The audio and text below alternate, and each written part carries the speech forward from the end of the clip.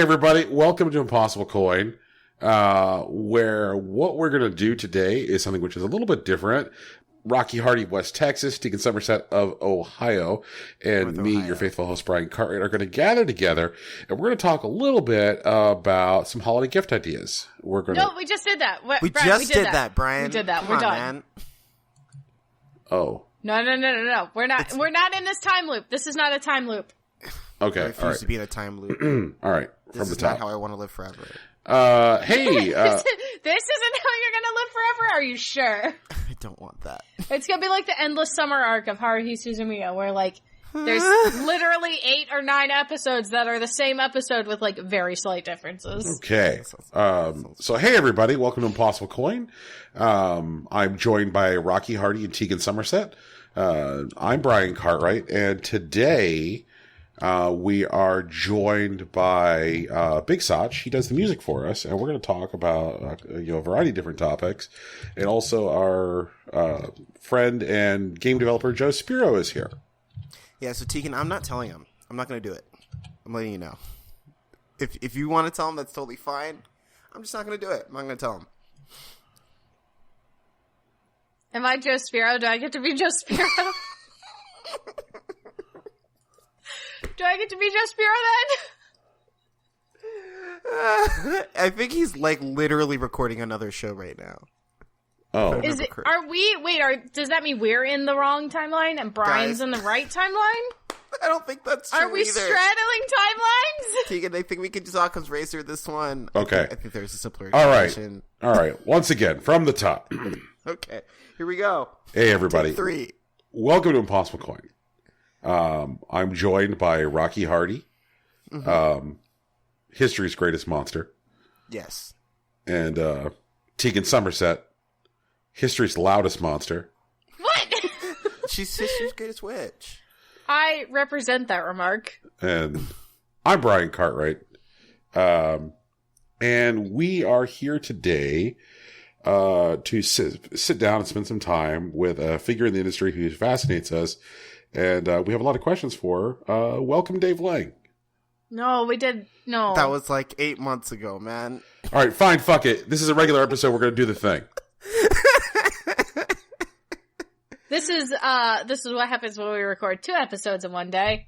We're all tired. Oh, well, there is Poor that one. Rocky's Do you remember that tiredest. one time, Tegan, we recorded 2 episodes in a single day, and my audacity took a shit when we recorded the second episode? I do remember that. Yeah, that was a time. And it was during Game of the Year, and it was... Oh, God, I do. And then we had to record it again. Yep. We had to recreate everything, and it was so bad. I was so tired, because we started, like, later in the afternoon, and we went until real late at night. Mm-hmm. Oh, I was tired. But Tegan, tell me about this Red Dead. How did that go? What's going on? We finished it.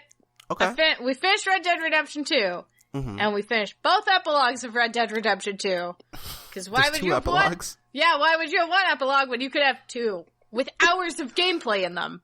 Hours Hours of gameplay in the epilogues. Okay, all right. Oh man, but how do you guys feel about it? How did that go? We built a house. We started a family. I'm real mad. It should have ended where we didn't need the epilogues. Oh really? We didn't need the epilogues. The epilogues are unnecessary. They bridge Red Dead Redemption and Red Dead Redemption 2 to Red Dead Redemption 1. So it's like a prequel? That makes sense. Red Dead Redemption 2 happens before Red Dead Redemption. God damn it. Fucking Rockstar. Oh. I don't like... Who's the main character in Red Dead Redemption? Regular? Boring guy? Vanilla edition? Jack or whatever? Brian, what's his name? Wait, John Marston? Mm-hmm. Yeah. There we go. Yeah, John we played as John... In the epilogues, you play as John Marston. Okay. The ending of Red Dead Redemption was beautifully done. Honestly. The last cinematic cutscene was perfect, and then we didn't need to do the additional gunfight. That was unnecessary. Because I was like, oh man, this is a beautiful ending. And then it was like, one more gunfight on a mountain. And I was like, fuck, really? Because like, now I'm not in the mood for the ending of the game anymore. And I was like, that's okay, there's an epilogue. And we were like, okay, maybe this will put us in the mood. And that was like, John Marston. And we were like, fuck, really? Okay. And then we did that, and then it was like, epilogue part 2. And I was like, what do you mean fucking part 2? Epilogue the epiloguing. Yeah, right? Epilogue the epilogue strikes back, bitch. We built a house. We took a picture. Like, we had a son. We had to suck the snake venom out of a dog. Like, and John Marston's just so boring. He's so boring. Oh, no. Red Dead Redemption 2 was better before Epilogue Part 2. They were like, we were getting the achievements, and it was like, only 1.3% of players have gotten this achievement, and I'm like, I fucking wonder why. Oh, no.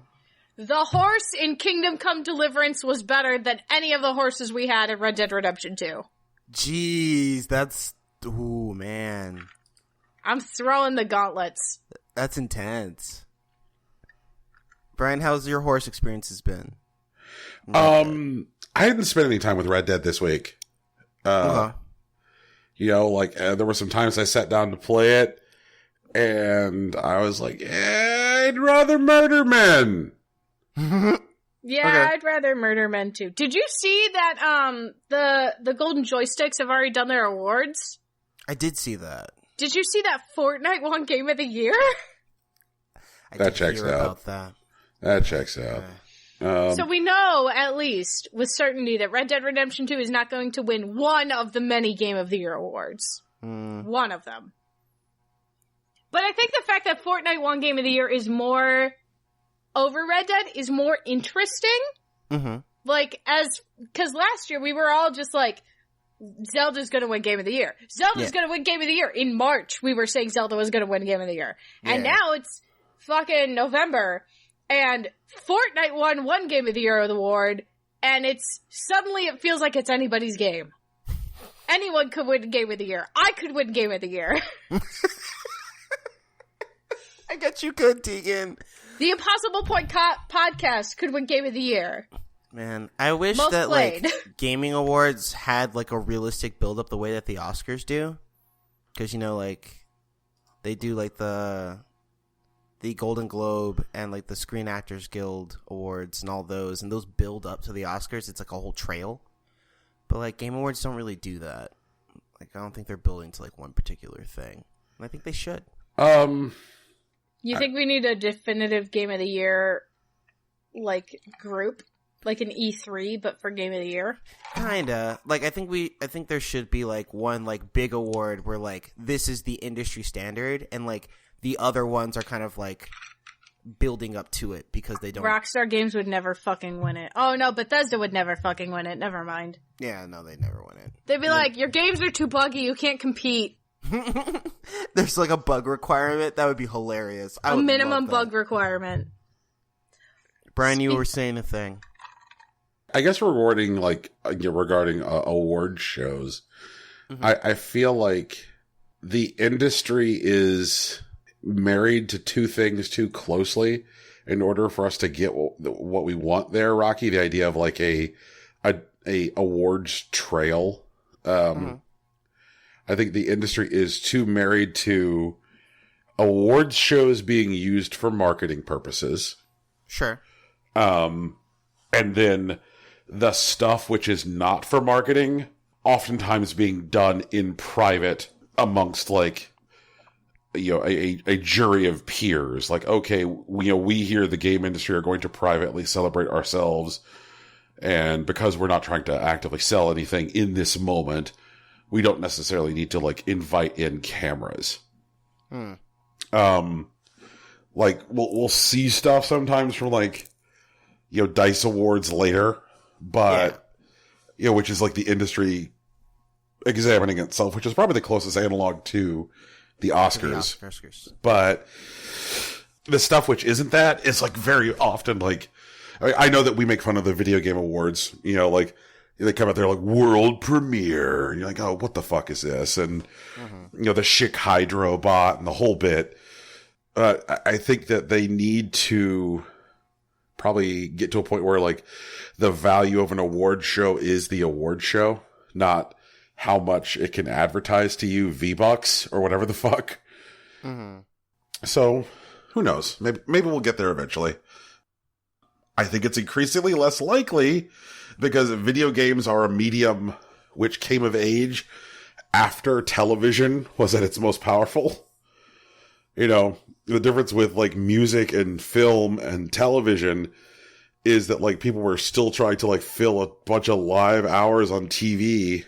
And so like you had networks snapping up stuff like Grammys and Emmys and Oscars and Tonys. And now people are increasingly looking to fill their live television broadcast hours with different kinds of things just in an effort to try and get people to watch live. Mm-hmm. And I'm just not sure like awards shows in general are going to cut the bill for that anymore. So I don't know. I don't know. The real answer is whatever you do, just dump pink slime on Todd Howard, and I'm sure people will watch. Probably, yeah. Yeah. But can we talk about Detective Pikachu? Can we do that? Is that cool with anyone? That trailer's giving me life. I can't wait! You sound alive, Brian. The Bulbasaur traveling hurts! Yo, but like first of all, I really love that like the pro tag's actually like black. I love that. That's a particular win for me. I really love that he's like he was a kid that like wanted to be a Pokemon master. Like they tell him, it's like, yeah, didn't you want to be like, I heard that you were going to take on the Pokemon League, and he's just like, yeah, that really didn't pan out. And then like you see like the poster where it's like the Sinnoh League and shit, and I'm like, oh fuck, that could have been me. The protagonist is Pikachu. Okay, you know what, Tegan? Whatever. It's fine. I'm kidding. Before we get a ton of hate, I want everyone to know I'm kidding. Oh man, I do think Ryan Reynolds was a good choice. I still wish that we had gotten Danny DeVito, but Ryan Reynolds was a good choice. Yeah. I'm surprised I'm surprised at the variety of feels that trailer was able to like, scratch. Where were you when you saw the Detective Pikachu trailer? Yo, let's get it. Because we fucking know where I was. I was at work, but like, it stopped and I was just like, yo, like what? This is amazing. Yeah, the like Mr. Mime interrogation scene, the like, right? The like sky view of like the market where they had like the various Pokemon just hanging out. I think it's weird that like Charizard was actually kind of furry. Like I was hoping he was like scaly. Did he look scaly? He looks scaly to me. I gotta look at it again. I remember him looking kind of furry. Jigglypuff was furry. Jigglypuff was furry. That Jigglypuff, like, just that one, like, shot. It didn't even need to be, like, the 6 seconds that it was.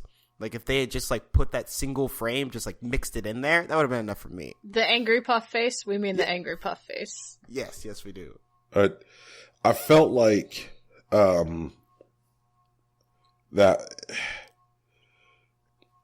I think that y'all are probably too young to remember this feeling. But it reminded me a lot of seeing a trailer for Who Framed Roger Rabbit. I feel that. Yeah, because like, you see it and you're like, holy shit, this world, Do you mean Space Jam? Also Space Jam. I feel like Space Jam would be like Rocky and Sizemore. Space Jam older or younger than Who Framed Roger Rabbit? I don't fucking know. Okay. Definitely younger. I think that the reason that specifically I felt Who Framed Roger Rabbit has less to do with like the idea of like mixed media, because like people that coexist on screen with like CG creations all the time, but a character, a protagonist coexisting with like fantastic creatures while also being thrown into a mystery, which is the premise of Who Framed Roger Rabbit. Mm-hmm. I was like, "Ooh, man!" I'm like, big vibes. I'm excited for the underground fight ring. Yeah, I want to know more about the underground fights. Yeah, Team Rocket's got to be running those, please. They gotta be. Please be Team Rocket. Oh man, but like the world, it looks fantastic. The Pokemon, while different from like the video games in every iteration, still look really good. And It like looks so good. the world feels like alive. It's great. The best part about the Pokemon designs is that they're done by a fan. A word? They didn't like Yeah. hire like Yeah, like the guy who did them is named RJ Palmer, and he did a ton of realistic Pokemon designs between 2012 and 2013 on DeviantArt. Oh, I think And- I do remember that guy. Yeah, and when the creative director was looking for like inspiration, he was like, this guy's really good, let's get him. Sick. And so they hired him to do like updated designs for the movie. Like, dang! Don't let your dreams be dreams. Just go. Fan throw art down leads on to your shit. real careers, guys. Real careers. So what you're saying is that people at major corporations have discovered that there is value to searching deviant art. Yes. Oh yeah, But not for you, Brian. yeah. We're not a major corporation. We ain't got that kind of money yet. You guys still trying to keep me off deviant art. We're doing our best, man. It never goes well, Brian. Like never. It hasn't gone well once. Really? Like not even once? Not even I once, don't Brian. think once. I think mostly you find smut. Yeah, Oh, that's mostly what's on deviant art. yeah. And you keep going back, like it's not gonna be there. Like I don't get it, Brian. I don't understand. I mean, hey, look, apparently there's a realistic Pokemon there. Yeah, but like we let like BuzzFeed tell us that. Like I'm not gonna go looking Oh, for realistic Pokemon. I'm I fucking like. actually follow that guy on DeviantArt, so I've known for a while. But I'm just really glad that they hired him. Like, good job. True. Shout outs to him on the come up. Good job, my dude. In other very exciting Pokemon news, I'm playing Pokemon Let's Go Eevee. Uh-huh. I worked at midnight for it, with my friend. I dressed up like Eevee, and she dressed up like Pikachu. And we look cute as heck, first of all. But, oh my god, it's so charming. Eevee's such a good. I cry. There are cutscenes. Like, That's cool. so I just got to Vermilion City. I'm on the SSN now. My rival's name, I named him Shin, cause he's a good boy. And I ran into Blue, and Blue's an asshole. Blue's a whole asshole. He's like, yeah, I just want to see who these new kids from Pallet Town that Gramps was talking about, but you don't look that tough. Smell you later. And I'm like, fucking dick. What an ass. That's why you kick his shit in every time. Is he still like wait, he would be like the Viridian City gym leader, right? He's supposed to be, I guess, but the Viridian City gym is closed tight.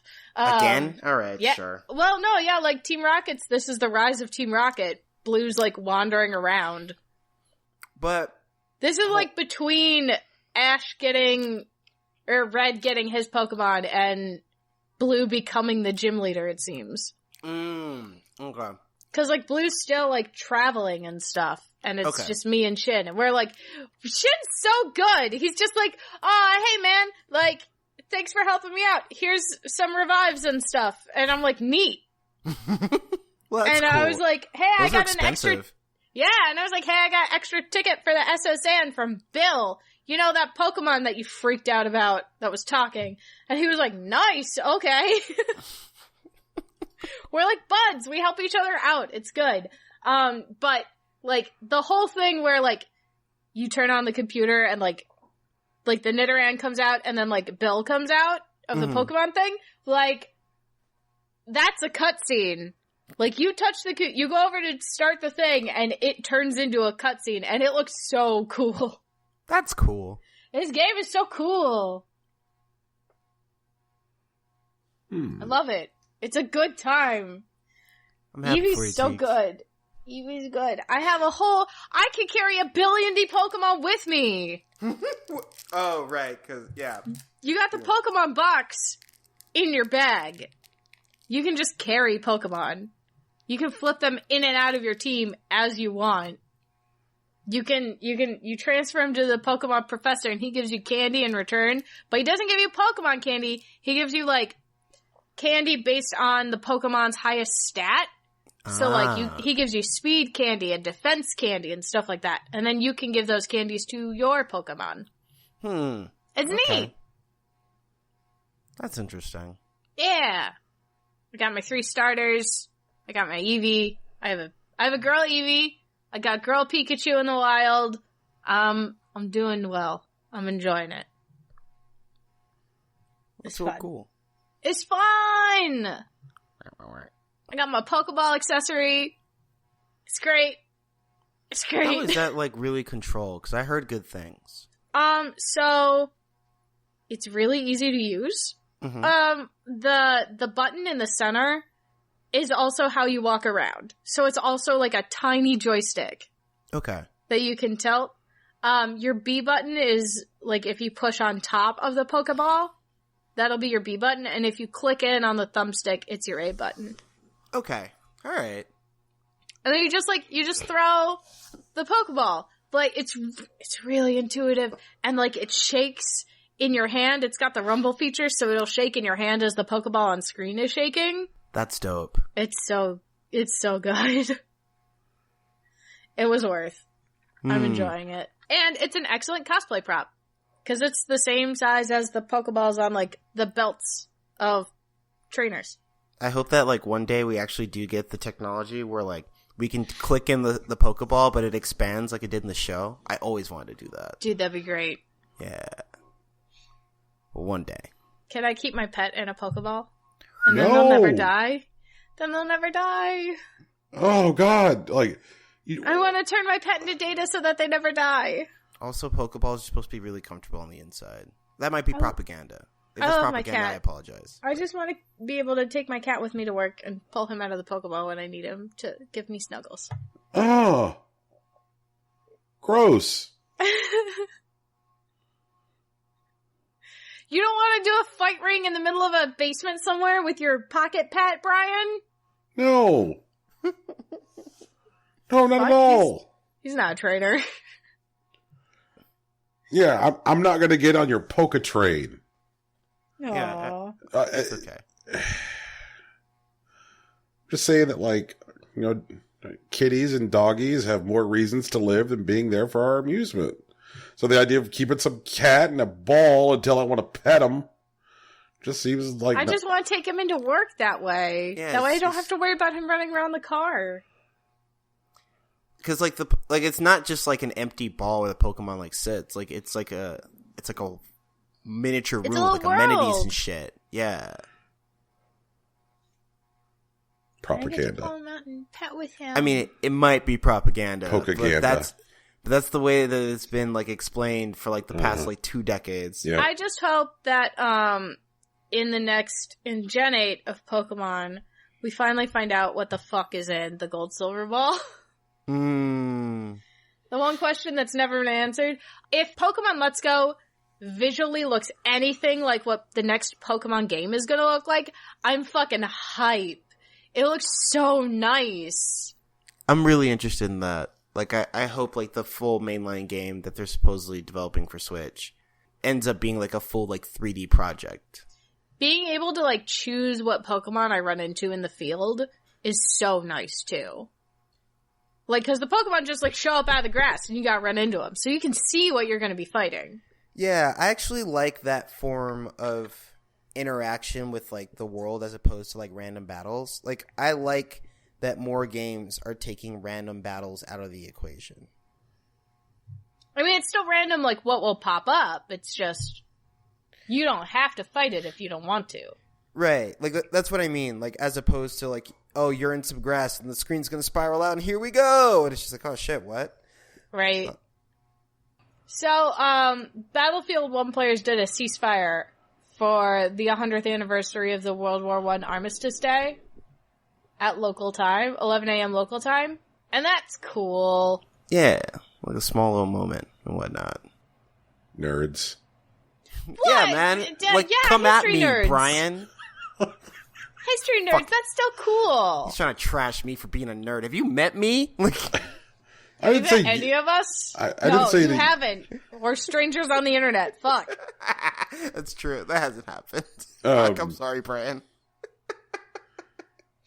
Hashtag one day. One day. But yeah, it's cool. I think it's cool. Okay, all right. I just didn't realize that you were so deep into the world of Battlefield 1 that you're like, let me tell you about this. I'm not, but I am big into history, and I thought it was cool that they were like, "Hey, it's Armistice Day. Let's do our own ceasefire," and everyone was just like, "Okay," and did it. Yeah. It only took like a minute, anyways. Yeah. Some people took video, which is actually pretty cool. I'm also seeing here that Stan Lee is dead. Yeah, Stanley's Stanley finally dead. died. Man. I'm so sad.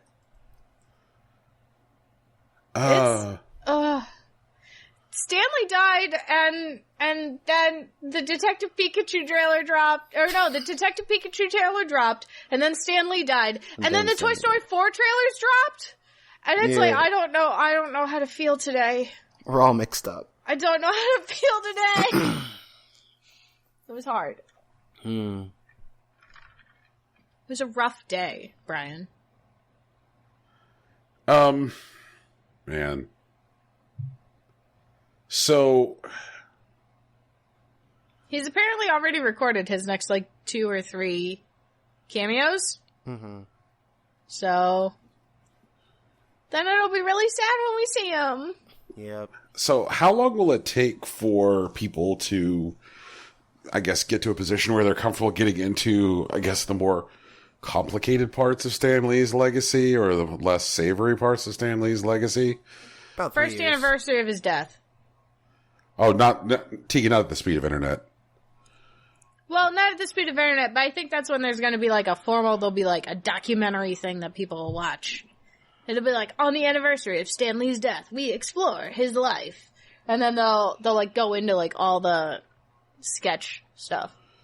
In detail on public television. Yeah, because I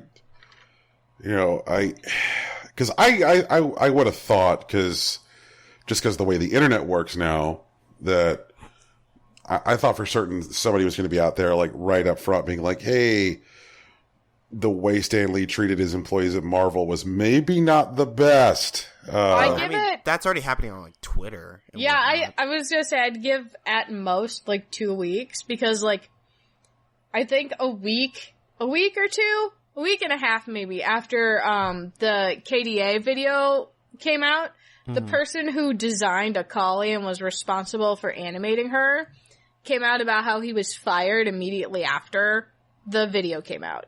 That sucks. So everyone was like, the video looks great. And I guess, his managers on it were telling him that, he was gonna get a whole promotion and obviously he'd been working really hard on the in-game character model to make sure she worked right and there weren't any, major bugs with her, so they never had to pull her down. Mm-hmm. And it was yeah, this is great. And then the day it was released, he was fired. And it's that shitty, right? Mm-hmm. So, I was gonna say probably 2 weeks at most. It'll be main tracking. Yeah. We'll see. Because so far it really feels like people are Stan Lee, my emotions. Which I get. I think he runs the possibility of being the writer whom the largest population of people will say my emotions without actually having read his work. Yeah, I feel because a lot of people are going to know him mostly from hey, I created these things and also now there are massive movie franchises for them. Mm-hmm. They're going to know him more from his cameos in the movie franchises, and that's why they're going to be my heart.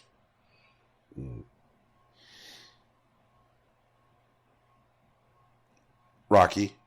Yeah. I see here you're attempting to perpetuate some kind of lie. It's not a lie. Hideo Kojima gave an interview literally this week saying that Death Stranding is in the polishing phase. Fuck yeah. He also hasn't taken a day off this year. He hasn't done weekends. He's either promoting, he's traveling, or he's working on this fucking game. It's coming out in 2019, Brian. It's coming out in 2019, Brian. no one knows what it's about, but it's coming out in 2019. I feel like all of the programmers and storyboard people are kept in separate rooms in separate buildings with no Wi-Fi access and no knowledge of who the other people working on this game are. So you're saying he left Konami to recreate Konami? Yeah. Kinda, actually, possibly. He's like, this works great. There's no leaks. No one knows what this game is. He did take one day, I think, because he was on the Walking Dead set, like, visiting Norm Reedus, and, I forgot his first name, but the guy that plays Negan, his last name's Morgan. Jeffrey Dean Morgan. Yeah, Jeffrey. He was on set with them. He posed for photos for, like, Instagram and whatnot with, like, Negan and, like, Lucille. And it was, like, cross-promotion on both. Like, apparently Morgan's a huge fan of Death Stranding too. So he's seen it, apparently. Whatever the fuck that means. How can he be a fan? He's probably seen as much as we are. He's just like, I love it. I have no idea what's going on, but I love it. Possibly, actually. Because that's how I feel. I'm like, why is there a baby? Why did we eat a baby? I just don't know how, Rocky, you can poo-poo my disbelief and cynicism when you have been the leader of the I'll believe Kingdom Hearts 3 when I see it. Kingdom Hearts 3 is coming! Well, Kingdom Hearts 3 is coming, and also, I was due for, like, a decade and a half, Brian. That's not the same as Death Stranding. Okay, but, like, Hideo Kojima is a guy who has a reputation for bullshitting the video game buying public. This is a guy who wrapped himself up in bandages and pretended to, like, be like, yeah, my name's, like, Jokum Egrins or something like that. And, like, he is a notorious bullshitter. Not necessarily in a bad way, but just he's a notorious bullshitter. Okay. Well, Sony has already reported that not only is the game in the polishing phase, they've been seeing it, and they've actually reported that it appears to be like the fastest developed game they've ever seen. Like, I mean, Sony went public with that. Like, are they lying too? Is everyone who's working on Death Stranding okay? Probably not. How many are they okay? Are they okay? Do they also they can have vacations too, right? Please? I don't know. Maybe not. I think what happens is, like, you finish your part, and then, like, you're allowed out of the Wi-Fi list room. There's just jammers everywhere. For, like, 5 days, and then, like, they bring you back in, and they're like, okay, the next thing that you have to work on has arrived from the other studio. And you're just like, there's another studio? And really, it's like the guy in the cubicle next to you, but you don't know it. Like, so, like, after this game comes out and obviously sells millions of copies, there will probably be a horrifying documentary about the conditions under which this game was made. I can definitely accept that. But I'm pretty sure it's coming out in 2019. Man. Okay. Rocky, what's this business about Moonlighter? Oh my god, dude, I have so much money. Dude, okay, so I did some renovations. I have a banker now. Like, he turns my money into more money. I also have expanded my shop, so it's even bigger. I have 2, like, accesses to my counter. I take regular requests throughout the month. I have an assistant that helps me capture robbers and occasionally sells things for me when I can't afford to be in the shop because I'm too busy hunting. And man, dude, I'm sitting like on $1 million gold right now. Like, straight up, 1 million. Like, I thought I was doing good with like 32. I have so much money, Tegan. It's so dude, wild. Dude, that's great. I'm like, so proud of you. So like there's some items in the desert level, like the 3rd stage, that you can sell like upwards of 7K. What? Yeah. Dude, like, what? I mean, the damage there is pretty like serious, and like my current like stat build, not my stat build, but my like build right now, my hero sword deals 332 damage on hit every time. And I have like north of 400 HP, and then I have 200 bonus HP and 3 free hits. So the first 3 hits when I walk into a dungeon, as long as I sleep the night before, just like don't bother me. I don't care about them, which just is a lot like how I lead my real life. Like, as long as I get a good night's sleep, I can handle a handful of bullshit before it actually starts like affecting me, which is great. I love this game. I'm having a great time. That's amazing. I glitched into the blacksmith's area, like behind the counter, and I couldn't get out. Oh no! And I had to not save and turn off my game.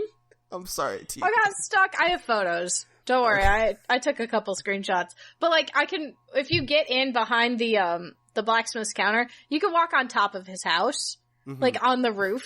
That's cool. You can't get out. Once you're in, you're fucking stuck. Because I tried everything for like 20 minutes, and I was like, alright, I gotta turn off my game and start this part over, I guess. Ridiculous. Yeah. I haven't got any bugs like that yet. But like, some of these bosses are kind of wild. Like, I'm still playing on hard. And it is still like a meaningful challenge, so I'm enjoying that. But some of these bosses, like, you fight like enemies like in the room, right? So there's like a couple like small creeps or whatever. Sometimes they're a little bigger, but like the boss like deadass takes up the entire screen, like every time. For which one? For well, not the first one, but the second one definitely, the one in the forest. The forest one does? Oh no! It's so big, and like the third one, it's like this giant spooky snake thing, and it's like segmented, and they like separate. So like, you'll occasionally have like these segments just like flying around the room, like attacking you. Like, I'm shook. That's the one I have to clear today. Like, I was actually getting into that room as we started the first show.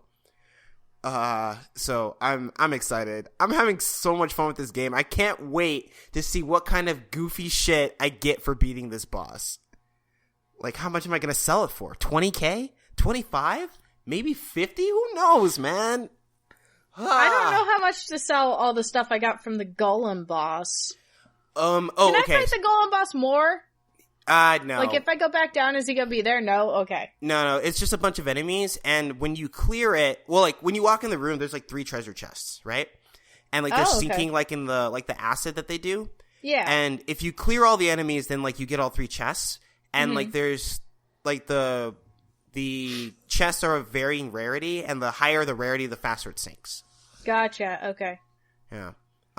But there's if you get the sales box, if you don't know how to price your items, what you can do is put like items that you're not sure about in the sale box, and it's sold at a heavy discount. Like, at first it's like 75% discount, so you can only get 25% of the cost.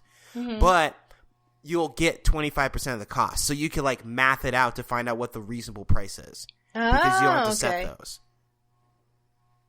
That's really clever. Okay, I'll have to get the sale box then. Yeah. Do you ever put anything in the sale box? I usually put really expensive stuff that like I know, because like, you know, it'll give you like the range on like the thing.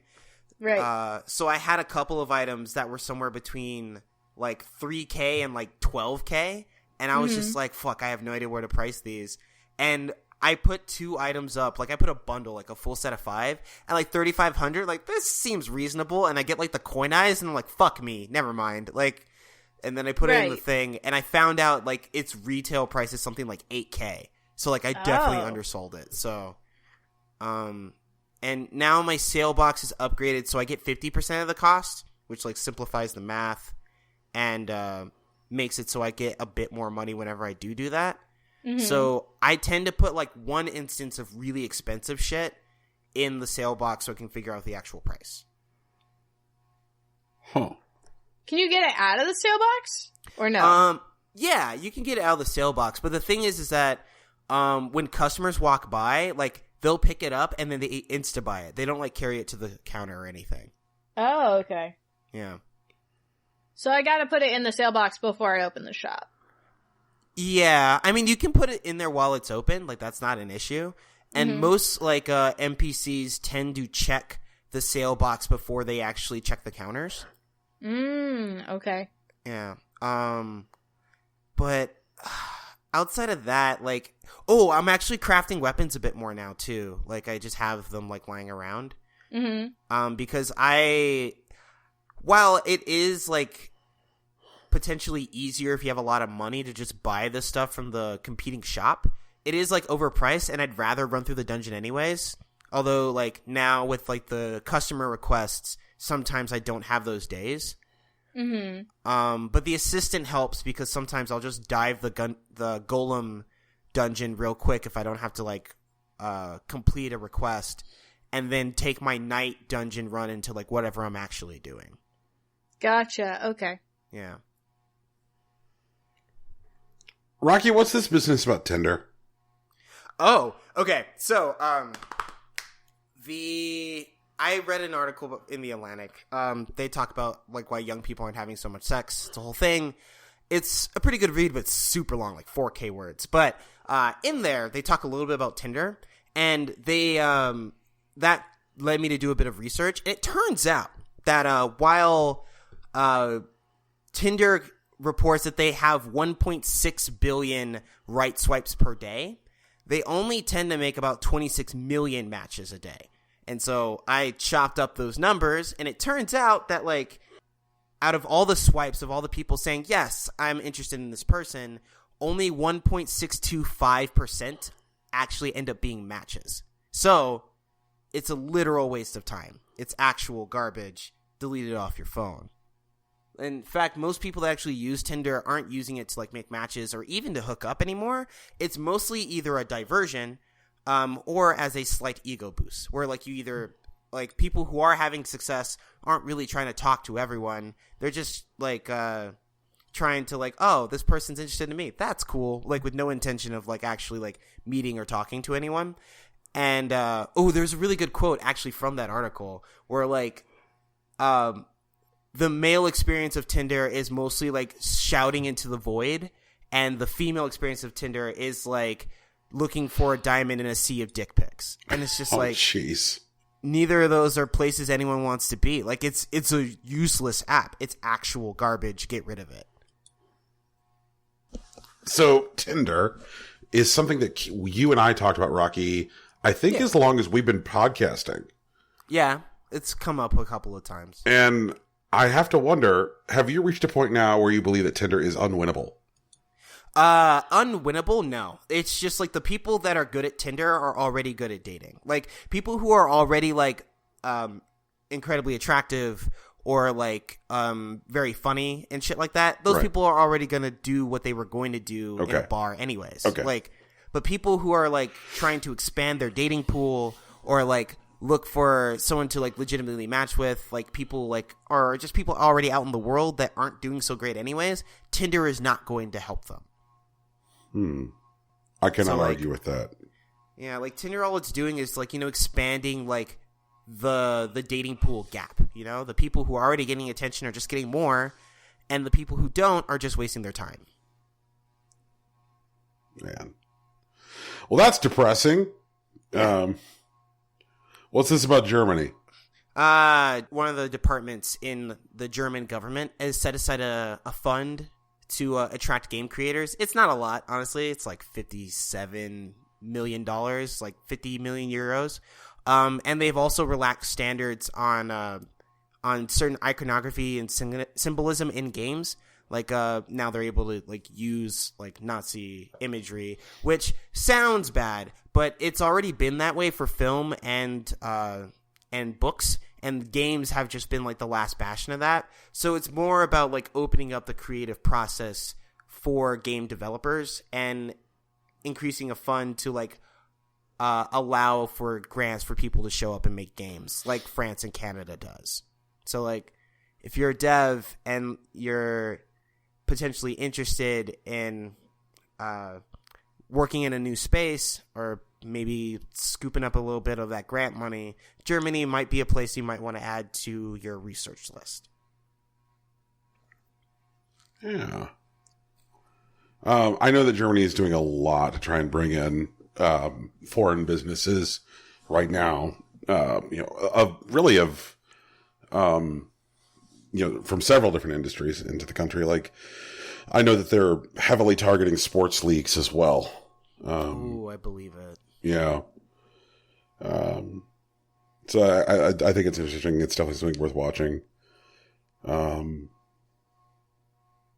Like WWE was having open tryouts in Cologne this week, and yeah, and Germany is offering them all kinds of like tax incentives to open up the the next branch of NXT in Germany. So it's wild.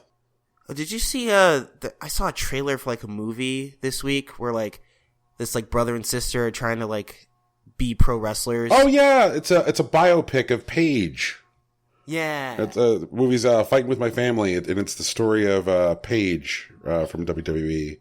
Which it was something I was saying to my wife is it's so weird to see a biopic of somebody who's 26 years old. You know, like I guess that it's like fucking Paige could barely rent a car. A small? There's a small? a youngin, my guy. Yeah, A youngin! A babe! A babe!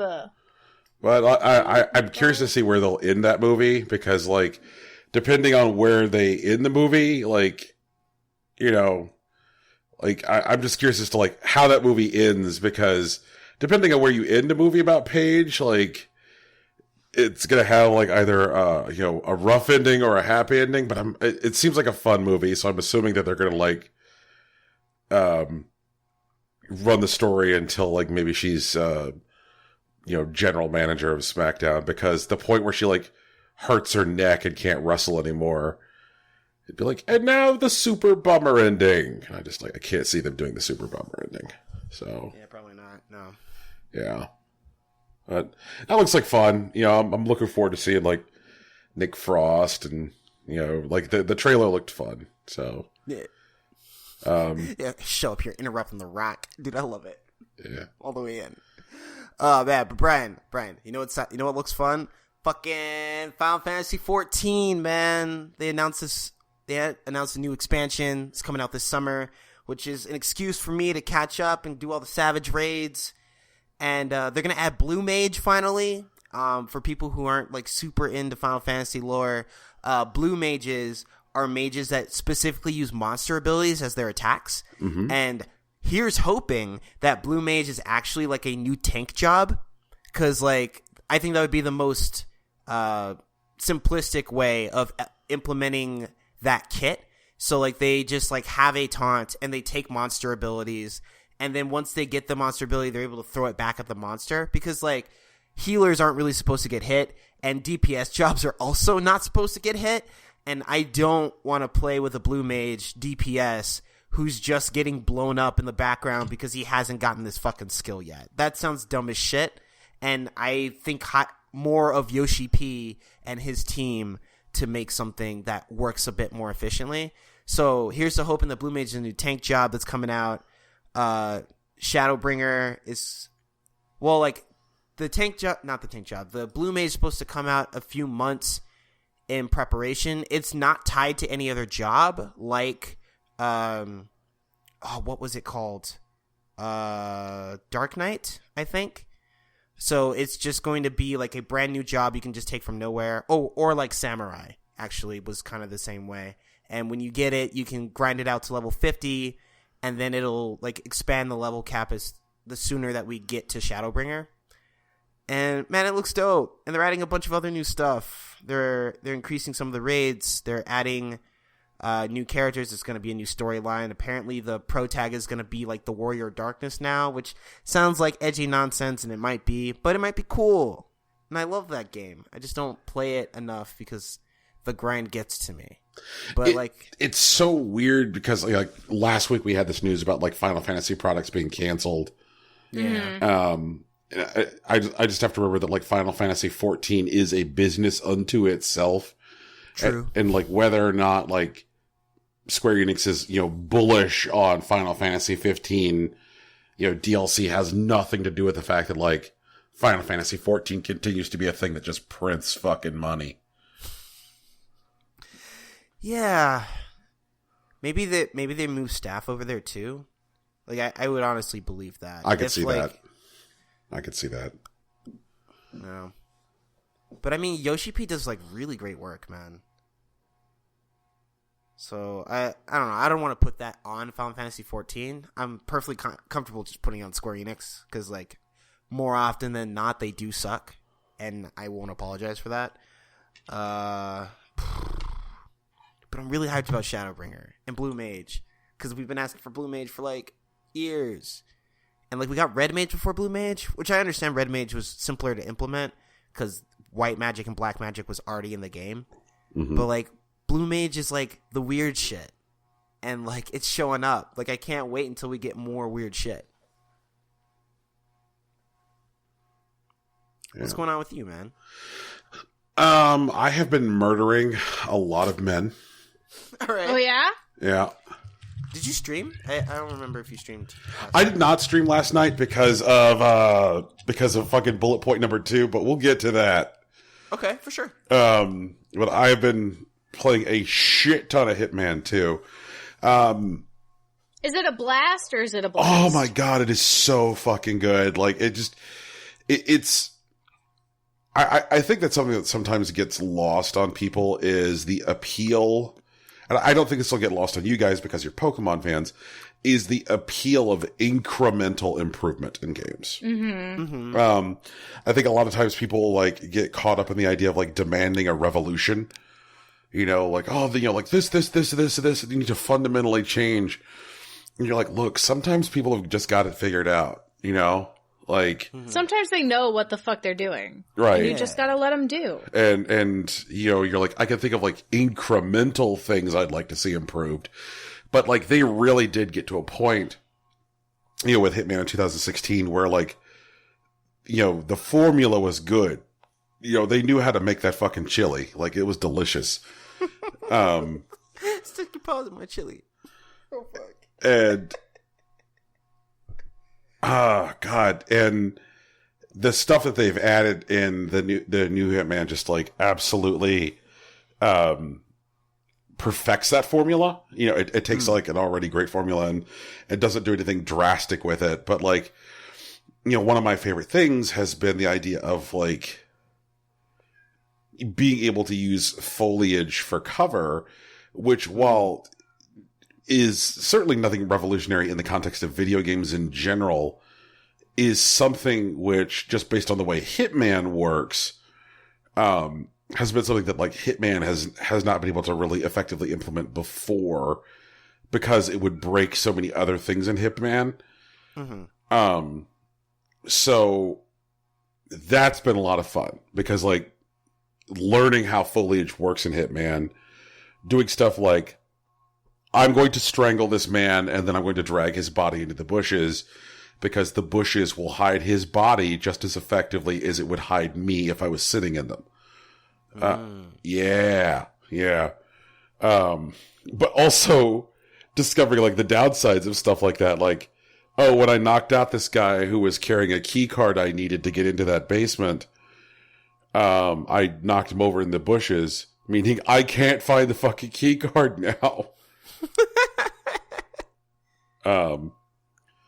I've specifically just been dumping a ton of time into like one particular level, because like the way Hitman works is that like each level is an individual puzzle box, and like I just started like running up hard against like so many different challenges in this particular level, called Another Life, where it's just like they throw you into this like master planned community in Vermont, and it's just like, here you go. You know, you've got a few city blocks, just go. And it is crazy. Like just the stuff that's going on. And, I like just figuring out like the way all the gears turn, you know? Like there's a jogger and I'm sure that I can use the jogger to spin some wheels and turn some gears. I'm like, what can I do with this jogger? You know, she's got a route. I followed her route. You know, like so far, like the most obvious thing is like positioning guns in places that she'll see, so that way she'll go report them to like security. Mm-hmm. But I'm like, there's got to be more to it than that. Like, I've got to be able to do more with this jogger than just like having her report guns. I found in a garage a grow house. Somebody like had a grow house in their garage, and I'm like, that's how you support your life in that master plan community. Yeah, yeah. Obviously.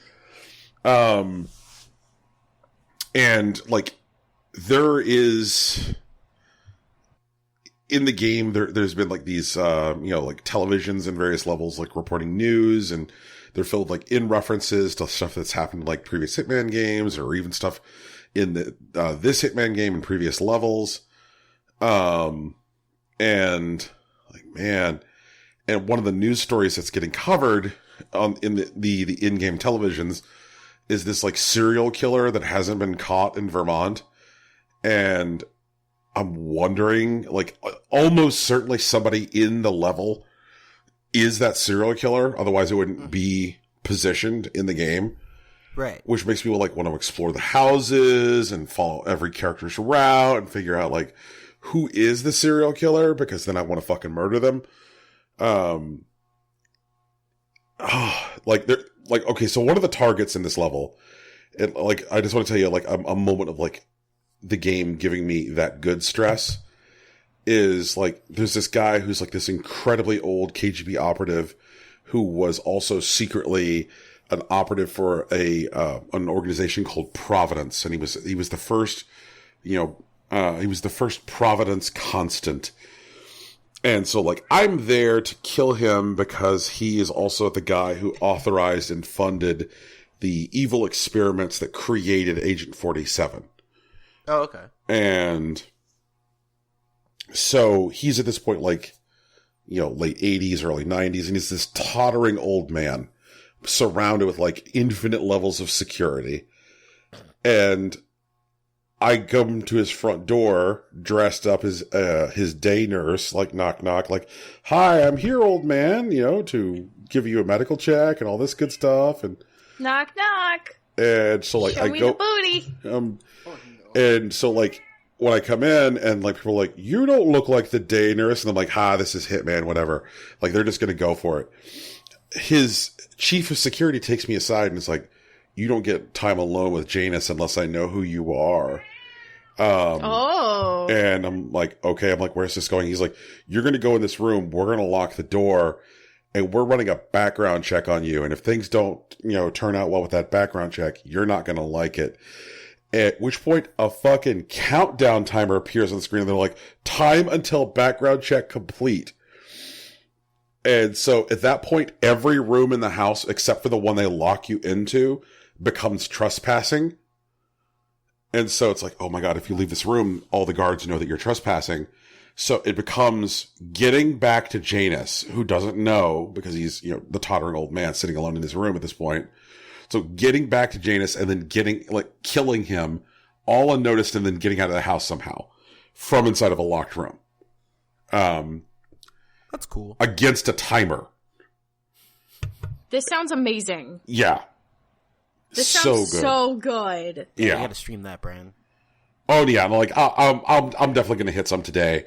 The reason I didn't stream any Hitman last night is that one of my favorite wrestling promotions, GCW, they generally stream I'd say 5 or 6 shows a year, and they streamed a show last night called LA Confidential, because it's Survivor Series weekend, and so they're in LA cashing in on that Big 4 check. And the match that headlined their card was notorious deathmatch wrestler, convicted felon, Eastern Bloc, murder, death, kill gang, Nick fucking Gage. Convicted bank robber and wrestler, Nick Gage. Wait, that's a thing you can do? Wait, so if I get arrested for robbing a bank, I can still work on wrestling? Literally? Are you Nick Gage? Bitch, I might be.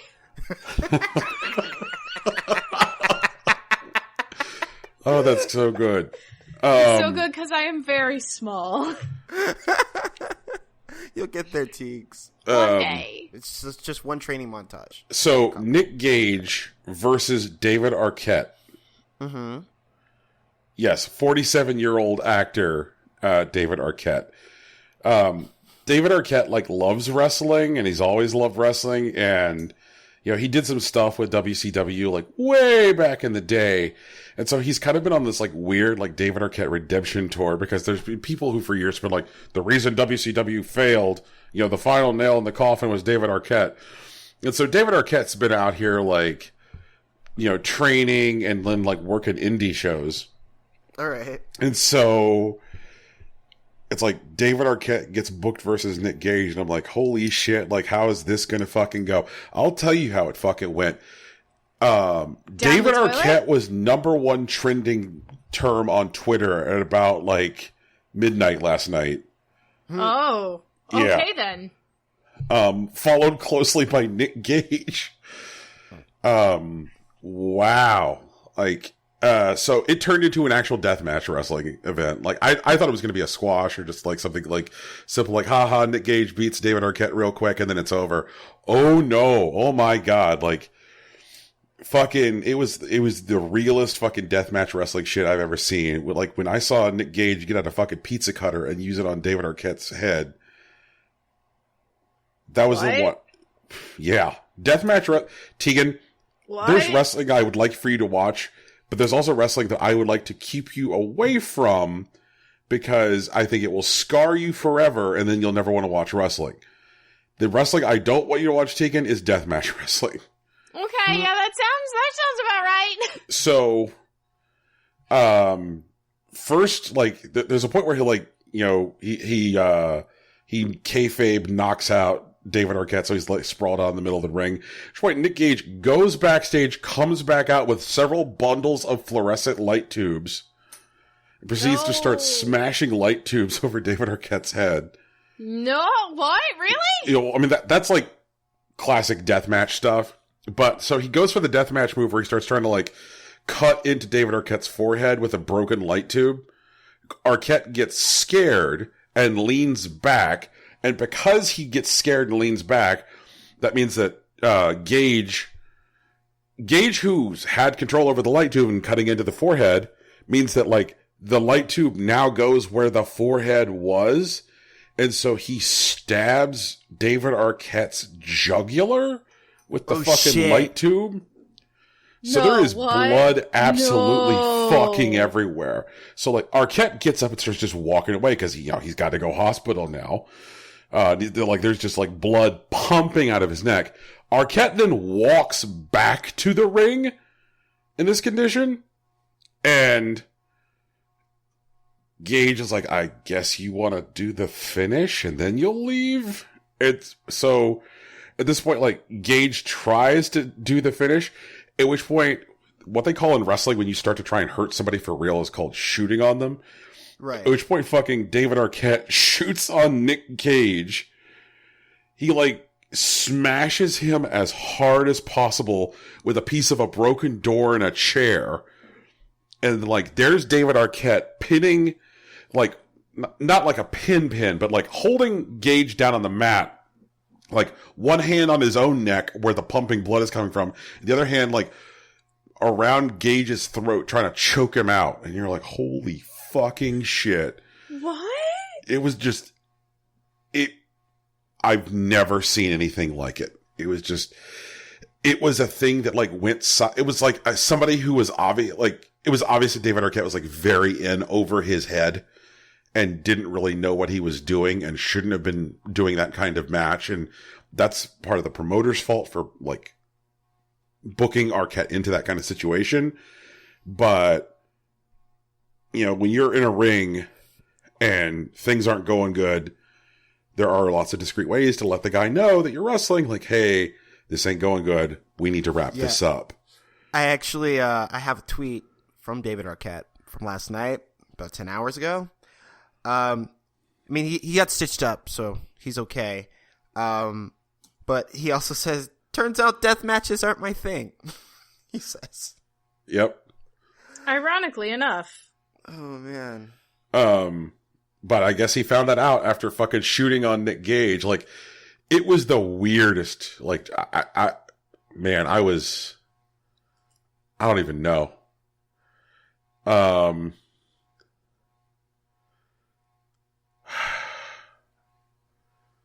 Man. But, you know, what's weird is that, like, as big a deal as, Arquette shooting on Nick Gage and bleeding all over Los Angeles is, not the, like biggest, like, piece of wrestling thing that happened this week. Like, there keep on being these like Star is Born moments for like Becky Lynch. Basically, Becky Lynch is our god, and we should all kneel before her. She's fucking incredible. I have, for reference, included a picture of Becky Lynch in our doc. So this weekend is Survivor Series. Is she covered in blood? She is. So is that normal? She's no. No? Yeah, this was an accident. So what happened was that she was... Is this more of the wrestling that I'm not supposed to watch? No, this was okay. Tegan, there's good blood and there's bad blood. This was good blood. Okay. So what happened, this was accident blood. So like she was on Raw because Raw was running, the WWE was running an invasion angle where a whole bunch of wrestlers from SmackDown showed up on Raw and they're like, oh my God, the violence will continue at Survivor Series, that kind of thing. Mm-hmm. And Nia Jax, who is not a very particularly good wrestler, she's in a corner, turns around and swings with closed-fisted before checking where her hit is going to land, and socks Becky, who's this incredibly over like transmedia superstar right now, like socks Becky like right in the face on the bridge of her nose and in her eye socket. Breaks Becky's nose and absolutely concusses her. Becky doesn't miss a beat and just keeps on going. And like, just this arena of like 20,000 people all on their feet, like chanting like Becky, Becky, Becky. The madness. It's nuts. Like, she's in about 2 months' time become a bigger star than Ronda Rousey, who they paid $2 million for.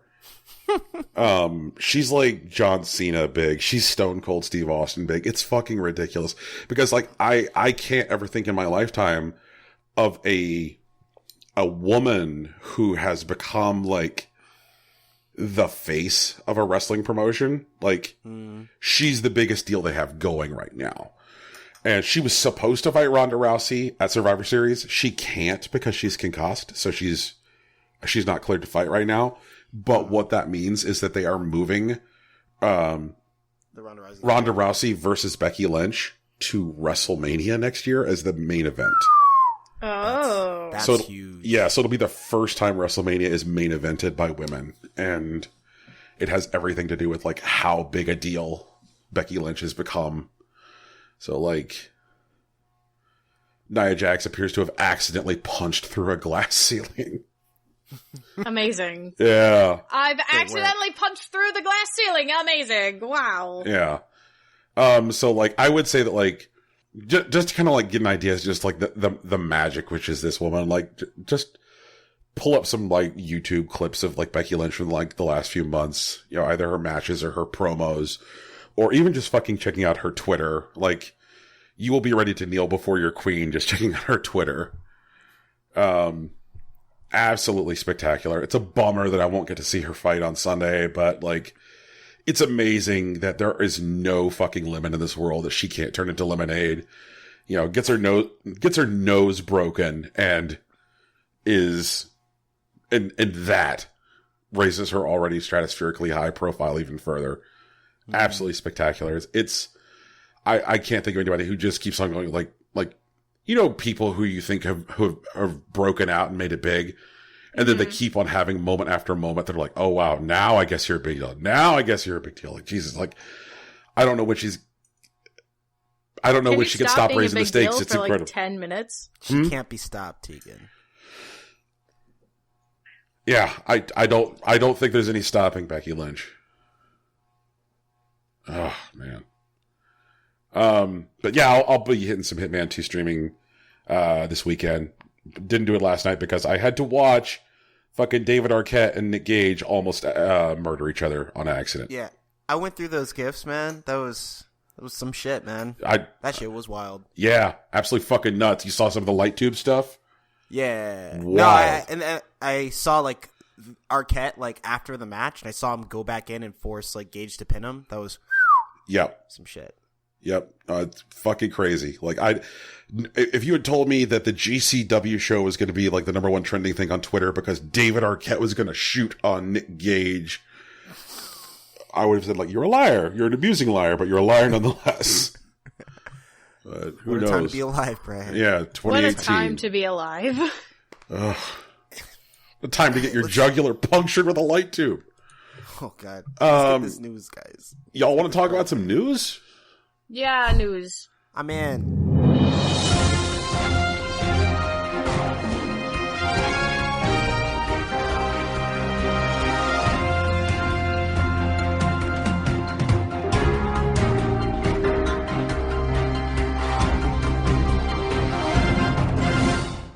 Valve paid a hacker $20,000 for finding a Steam bug.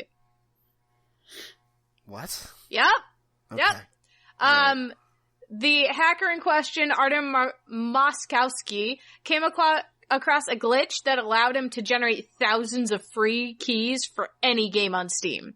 Oh, and shit. he reported it instead of keeping the news to himself or anything like that, you know, like a sensible person would do. For his troubles, Valve paid him $20,000. Valve then did an investigation and did not find evidence of the bug actually being misused. And that's a good thing because Moskowski said that in one case he managed to trick the system into giving him 36,000 keys for Portal 2. That's worth more than $20,000. He's got 36,000 keys for Portal 2. He should sell them. Oh, man. Sell your extra keys and get paid $20,000 by Valve. Oh, God. Well, Nothing can go wrong. He's probably, yeah, I mean, he almost definitely, like, signed some sort of agreement saying that he can't use the bug anymore. Well, yeah, I mean, I assume they would have fixed the bug by now. Well, it is Valve, so, you know. It's a feature, not a bug. Or something. It's very possible, because, you know, like, Valve definitely half-asses a lot of things, like their curation, and apparently even reprimanding Dota 2 players, so... What?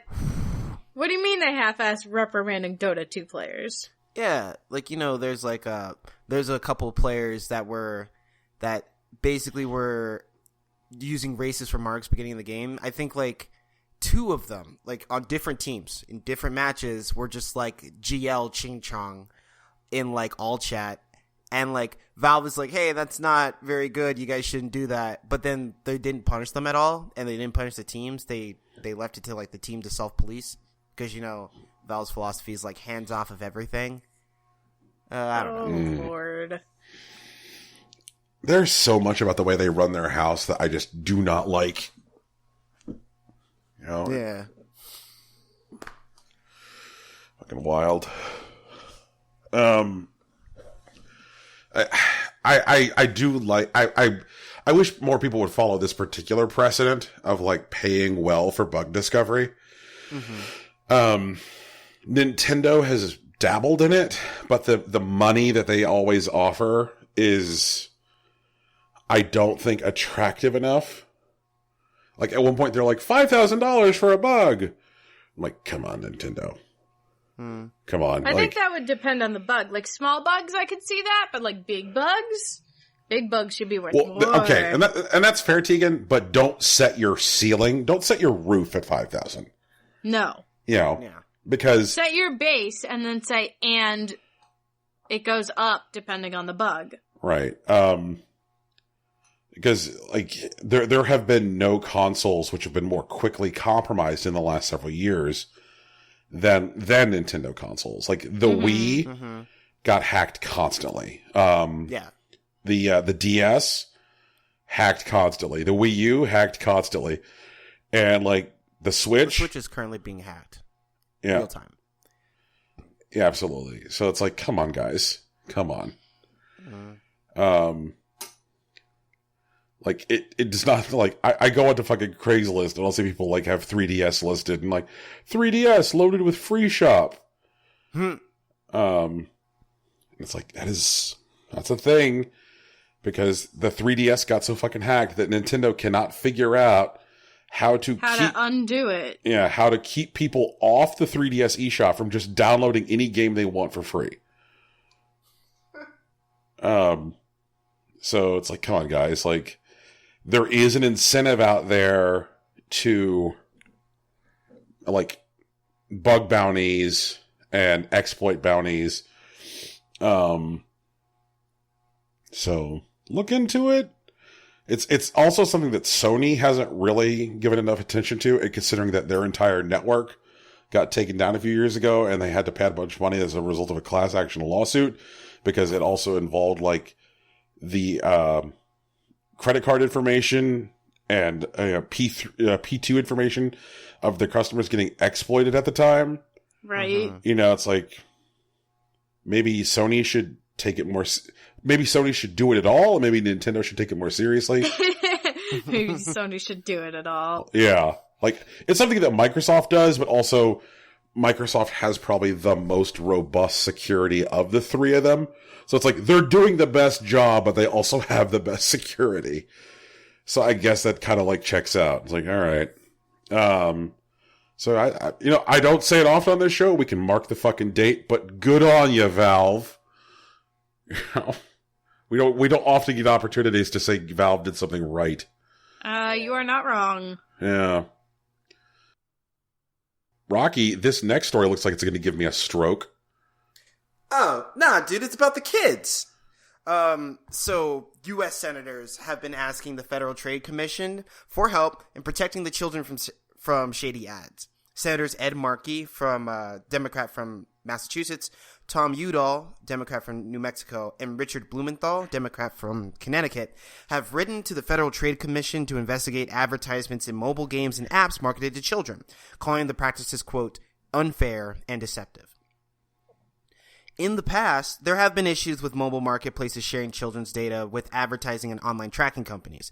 And more recently, Kotaku ran an article where a parent noticed that Just Dance 2019 advertised songs locked behind a paid subscription when the game was in this simplified kids mode.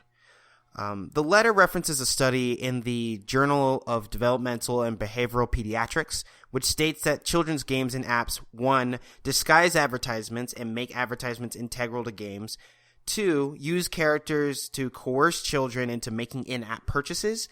3, market apps as, quote, free when in-app purchases are necessary to gameplay. And 4, saturate games labeled as, quote, educational with advertising.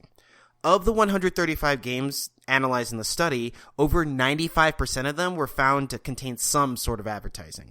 93% of games marked as educational contain some sort of advertising as well. In one app, players who are collecting supplies to treat sick animals are told they can get more effective medicine by watching a video advertisement. In another app, narrated by Barbie, the famous doll urges players to put on clothing that can be, quote, unlocked with in-app purchases. And yet another app features a character that weeps when a player clicks out of an in-app store. The senators state in their letter that children should be able to entertain themselves and play without being bombarded by promotional messages, which young people may not be able to accurately assess and identify as marketing. So, you know, companies suck, but we have people on our side trying to fight for our interests. Brian, let's get it. Let's hear what's wrong with the story. No, okay. I'm kidding. No. I was just like, give me your thoughts. First of all, we live in a society. Oh my God, Brian! Like, please get to the thing. Okay, like I do think that there should be a measure of protection to insulate kids from targeted marketing campaigns. Right. But I feel like, you know, as a bit late to the game. Absolutely. And then, like, as the tools and the hyper specialization of marketing, you know, continues to become more effective, like, you know, most of the ads served up to Rocky Hardy are ads which have been selected by corporations to show to Rocky Hardy, at least at a Terra data level. You know, somebody's looking at some graphs and saying, let's target this demographic. And, you know, very narrowly being like, okay, dudes who watch their TV shows on Saturday afternoon in West Texas. Sure. And the ads being shown to Tegan Somerset, or ads targeted to Tegan Somerset. Like, as advertising gets more exploitative and effective, the sad part of Brian wonders how much good it does to give people a legally mandated reprieve until some age. Because it's like, well, now that you're 18, congrats, you're fucked. You're fucked. You're fucked like the rest of us. I think it's important. The development of those skills happens on both ends. Because, marketing is definitely getting smarter and more targeted and arguably more malicious. But, people aren't getting better at processing these ads or even recognizing them as ads. And I think, children need to be insulated. But on the other end of that, people also need to be educated, and probably in something more robust in an informal way. I want to be able to show an advertisement to a 10-year-old and realize that this thing is trying to sell them something. Not just oh, hey, there's my character. I like them. What, he wants me to do this? Well, okay. People need to be able to recognize and adapt to that marketplace. And I think it needs to be done in a way from the bottom up. I think this is a first step that none of these people are my representatives. I have things to talk to my representatives about. But I like this measure at the very least of engaging the Federal Trade Commission, because if anyone is going to put pressure on these companies and they're not going to self-police themselves, the ESA isn't what it used to be, and Google and Facebook and Apple aren't going to do much about this in particular until someone starts screaming at them about it. Yeah. And someone needs to do this work. It's super important. I think about specifically some of the changes that have happened at McDonald's in the last 5 years, where McDonald's was losing partnerships with major companies. Disney didn't want to put toys in boxes anymore because of the way people felt about Happy Meals. Mm-hmm. Yeah, I remember that. And so McDonald's had to go and make some fundamental changes to what exactly a Happy Meal was in order to bring parents back. At this point, there is no Happy Meal which is more than 600 total calories, and the most Happy Meals will have is 10% of their calories coming from fat at most. Mm-hmm. You can't even get a cheeseburger in a Happy Meal now. Bottled water is available with Happy Meals at no additional charge. All of this in order to get their partners back. And also because McDonald's was trying to stay ahead of salegislation. They wanted to demonstrate that they could self-regulate, which kind of makes me want to circle back to the ESA, Rocky, because you said that the ESA is not what it used to be. Yeah. Yeah, and the ESA started being hey, look, we can rate our games. See, we're putting these helpful ratings on our games in order to, let people know what's going on. And I think about some of the absolutely cowardly, cheap shit bullshit that the ESA has done in the last 12 to 18 months. Yeah, I think about last year when we were talking about most despicable business practice or biggest fuck ups. Mm-hmm. I think we had in our top 3 in one particular category 2 different ridiculous things the ESA had done. Yeah. And it's just guys are asleep at the wheel. And, there needs to be some meaningful thing from the ESA that has teeth that says okay, if you do X in a game, we will refuse you a rating. Which is a big deal because there are so many retailers out there that won't sell games that have been unrated by the ESA. Mm-hmm. Yeah. If they had a rule that said okay, if you have X percentage of your screen space occupied by advertising full time, or you advertise to players with a frequency of more than X many times over Y many minutes, we will refuse you a rating. Like that would, I think, make some folks, straighten up and fly right, because they need to make sure that they can get in a Walmart. They need to make sure they can be in Target. They need to make sure they can be in GameStop. So come on, fucking ESA. Like, you gotta have the guts. You gotta have the guts and the marbles. Do this thing. Wait, wasn't Tegan gonna take over the ESA? Wasn't that like one of the plans? I'm gonna take over everything. Oh, okay. Not only will I be in charge of deciding who does and does not get to be immortal, I also get to decide whether or not you rate your game appropriately. Well, I can't wait to watch the Tegan Somerset versus Becky Lynch match. That's gonna be wild. It's gonna be great.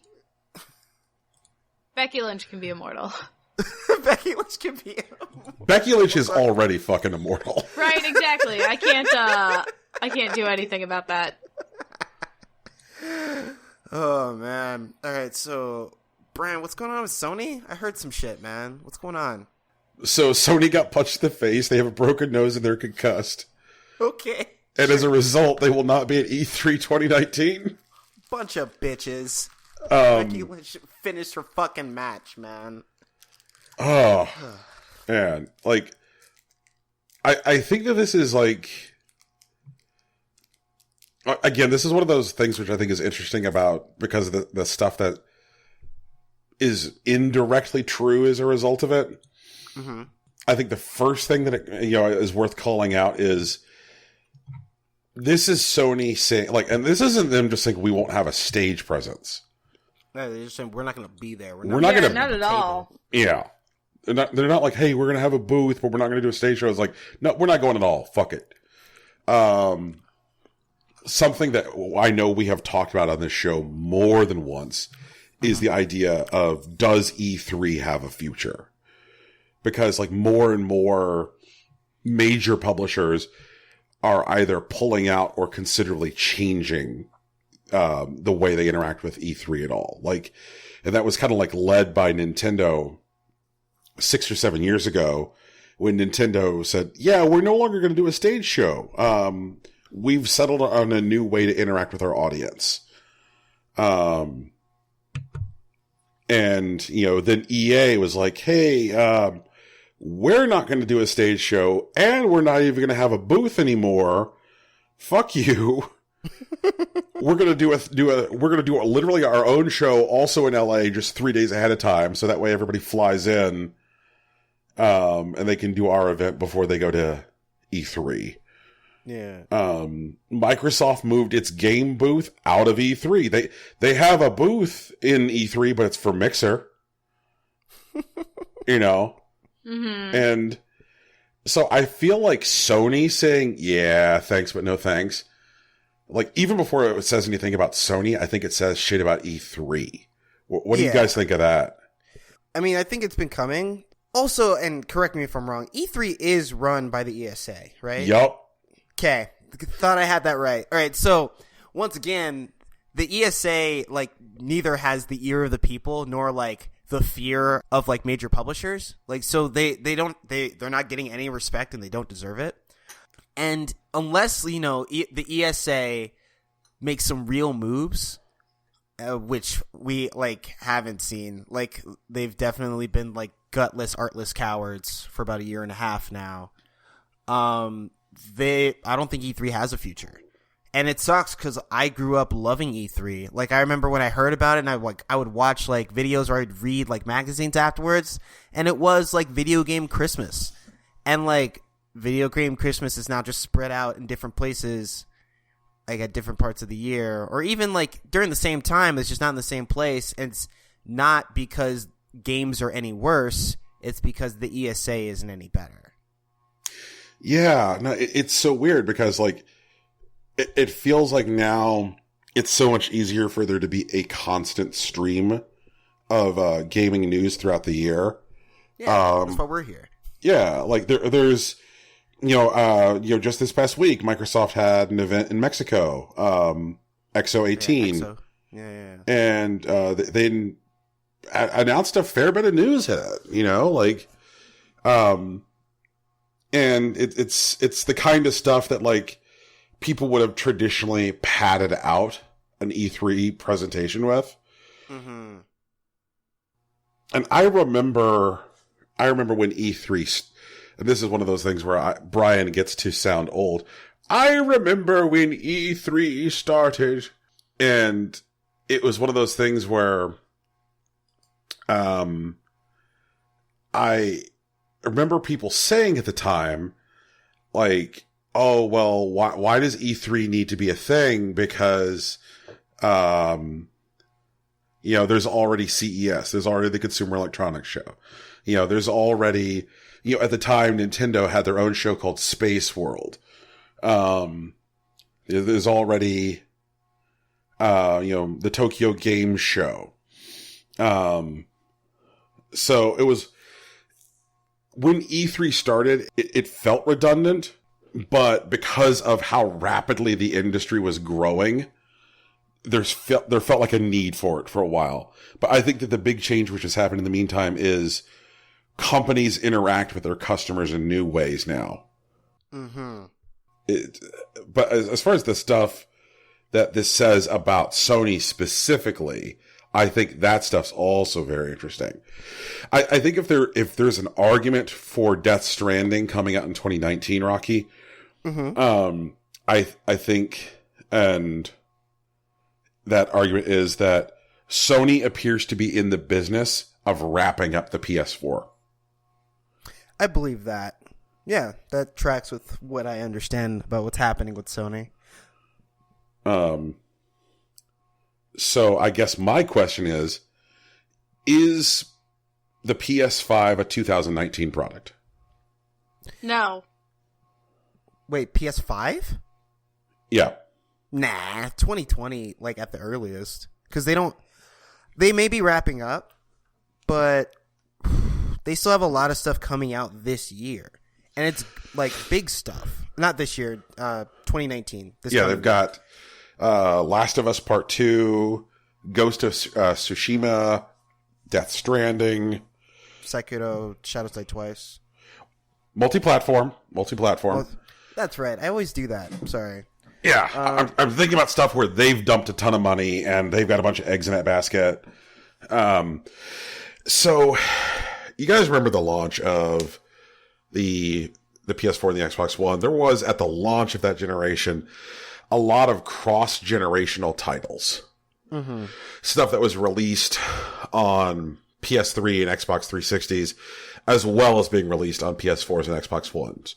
Yeah, because it worked with Nintendo with, like, what was it? Mm-hmm. Twilight Princess. Mm-hmm. So, like the Switch, with Breath of the Wild, like cross-generation is a thing that developers definitely support when they're trying to, gear up people into the idea of it is now time to buy the new box. So, I just wonder, like, could we be seeing that new box next year? Because one of the things that Kojima has said about Death Stranding is that, like, Death Stranding will be a cross-generational title. It is a thing he has already said. And if Death Stranding is a thing that Kojima is on record as saying is Death Stranding is a cross-generational title, meaning that he foresees it being on both PS4 and PS5. Now, obviously, there are situations where, like, there is a staggered release and it's cross-generational, like The Last of Us. Mm-hmm. Came out during the last big year for the PS3, and then about a year into the PS4's life cycle, The Last of Us Remastered came out. Because it came out so close to the end of the PS3, there was still a market there for it on the new console. So maybe he means something like that, but also conceivably it could be a day and date thing. And I wonder if Sony is accelerating their timetable, is it because of stuff they've heard about Microsoft's timetable? Or even just Microsoft's approach? Like, I have to wonder, though, how... We know that, like, fairly early on in the Wii U's life cycle, Nintendo understood that they fucked up. They're like, we done fucked up. So I wonder how long into the Xbox One's life cycle because if Microsoft figured out that they fucked up when they fired Don Matrick and then put in Phil Spencer, if that was the moment that they realized that they fucked up, and if one of Phil Spencer's first orders of business was, okay, guys, time to start work on the next generation of consoles, so that way when we're ready to go, we're ready to go, then that's been some time.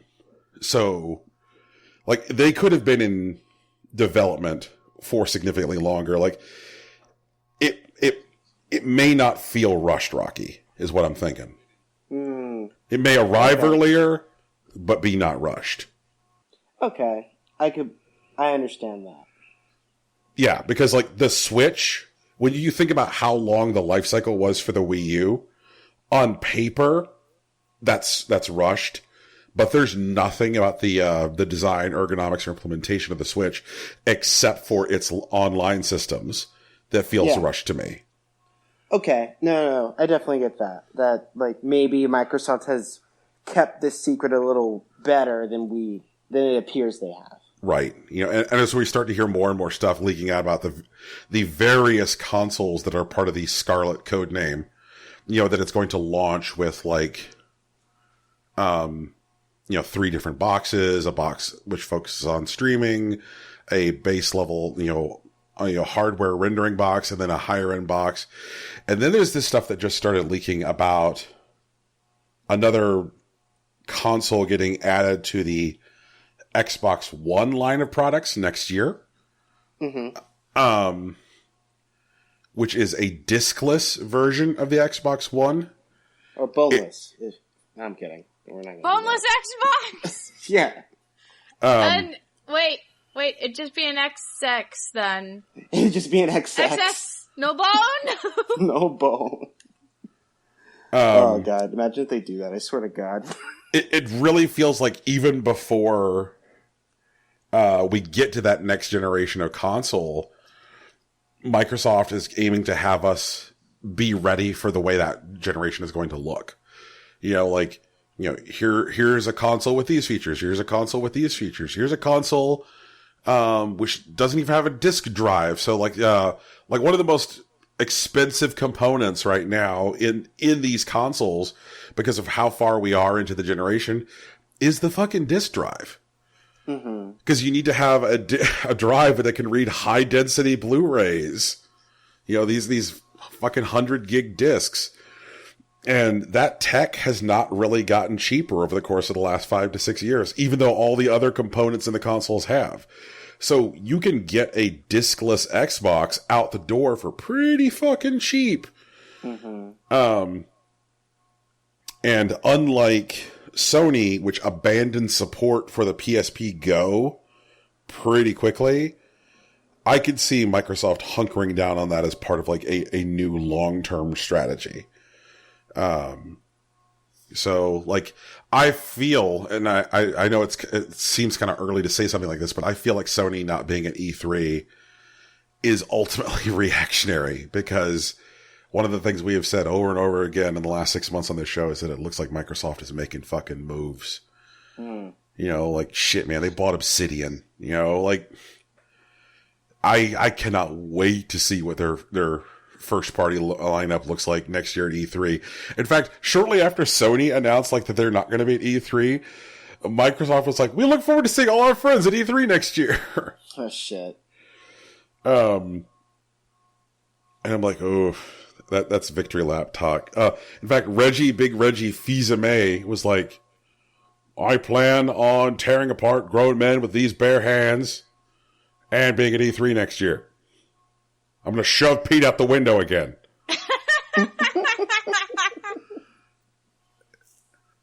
And I'm like, those are companies that know that they're going to have big E3s. Like when one of your biggest competitors is like, we're not going to be at E3, and your first reaction is to fucking, stick your dick in the mashed potatoes, that means you're going to have a big show. I cannot wait to see those press conferences next year. You're like, show me Reggie, show me Phil Spencer on stages. Like, let me see what they've got going. Just show me Reggie. Just show me Reggie. I need more than just Reggie. I like Reggie. Reggie's not enough anymore, Tegan. What? Your tell insatiable Reggie that. appetite for big men cannot be filled with just Reggie. I feel like next year is console announcement year. You know, it's a big year. For everybody? Or just for Sony?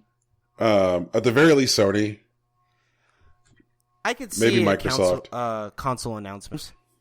Cool. What if instead we got a new PSP instead of a new, like, full console? I don't see them going back to handhelds anytime soon.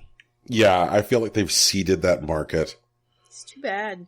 Only Nintendo. Only Nintendo! Like, what was it? Back-to-back world champs.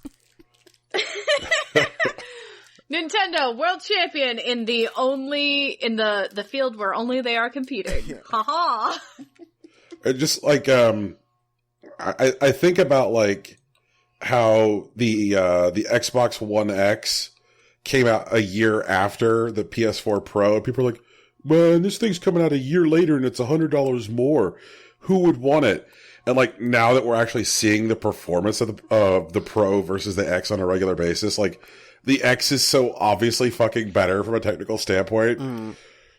It's like, oh god, yeah, the PS4 Pro really does look like a try-hard fat kid trying to run the mile. Can I tell you all a secret? Yes. I don't notice any visual differences between the Xbox, the PlayStation, and the Switch. I cannot tell a difference. They all look nice. I feel like a man trying to pick out the right color paint for my wife. I don't know, it's pink. Like, they all look the same to me. They all look nice. Tegan, tell us about Netflix. Okay, so Netflix is shutting down on the Wii after January 2019. Okay. So January 30th is the official date that Netflix will be no longer streamable on the Wii Shop. Coincidentally, that's also the date that Nintendo is shutting down the Wii Shop in general. Rip on the Shop. Wii. So, listen to that Wii Shop channel music on YouTube from then on if you want some nostalgia feels. And it should be pointed out that at this point, you can't even buy Wii Shop points. Like, if you're like, oh fuck, I need to go get some Wii Shop points, you are SOL. You can only spend Wii Shop points right now if you already have them. Right. And don't forget, after that date, you won't be able to transfer your data from a Wii to a Wii U. So if you're gonna upgrade from the Wii to the Wii U, the time What's to do wrong it is with now. Now! Do it now! Go to your EB Games or whatever and pick up a Wii U so you can still play all your Wii games. You know, trade in your Wii, it'll be fine. Oh man. I don't know if I want to get a Wii. However, if you have yourself a launch Wii that reliably plays GameCube games, maybe don't get rid of that Wii. True. Oh yeah, I do have that Wii. That's the Wii I have. Yeah. And I have all my GameCube games still. So how about this? Cautiously consider trading in your Wii. If you still have a GameCube that functions, and you have that one, you have that Fire Emblem game, fucking don't. Yo, Don't even. But like Path Save of it. Radiance, Sell it for real money. Radiant Dawn like still trades for like, it's like selling for like $80 or some shit, right? Yeah. But like if you're going on Amazon or whatever, you can get a used copy for a cool $115 God damn it. on the cheap end. And It was a really good Let me game. tell you what, I have one of those mint ones because I opened the package and then never got around to playing it. Oh, so you gotta play the game. It's so good. You can get to like the 3rd level character class. You get True Blades. It's so cool. True Blades! And then like Ike is like crazy busted. Like I mean he was busted at the end of Path of Radiance, but Radiant Dawn. Oh, in Radiant Dawn he starts out like in a new character class. It's like he's no longer a lord. He's just a hero class, I think. And then, like, when he gets his, like, story-mandated, like, character class change, he becomes, like, the Vanguard. And he uses axes. Dude is wild. I love Ike. Holy shit. Ooh. Nice. Yeah. Okay, here we go. Give me a second, because I gotta do the story. This is not gonna be fun. Sorry, guys. So, a fatal Call of Duty swatter has pled guilty to 51 charges. Swatter Tyler Barris, age 26, pled guilty on November 13th to the crimes that led police to forcibly enter the home of Wichita resident Andrew Finch, who died from an officer's gunshot wound. Barris originally pled not guilty to the fatal instance of swatting, which occurred over a dispute in Call of Duty in 2017. The Associated Press reports that Barris pled guilty to 51 charges in a plea deal and could face between 20 and 25 years in prison. The charges include threatening to kill another person, making interstate threats, and conspiracy to commit bank fraud. Barris's criminal history... What? Yeah. Wait. One of these charges is not like the other. To commit bank fraud? Mm-hmm. I think that's No, not to murder related a to man. this particular instance of swatting, but it's just a part of, like, the things that he's done in the past. Oh, okay, gotcha. Yeah. But Continue. Barris's criminal history is long and dotted with hoax police reports, including calling in phony bomb threats to the FBI, the FCC, schools, malls, and television stations, according to the Wichita Eagle.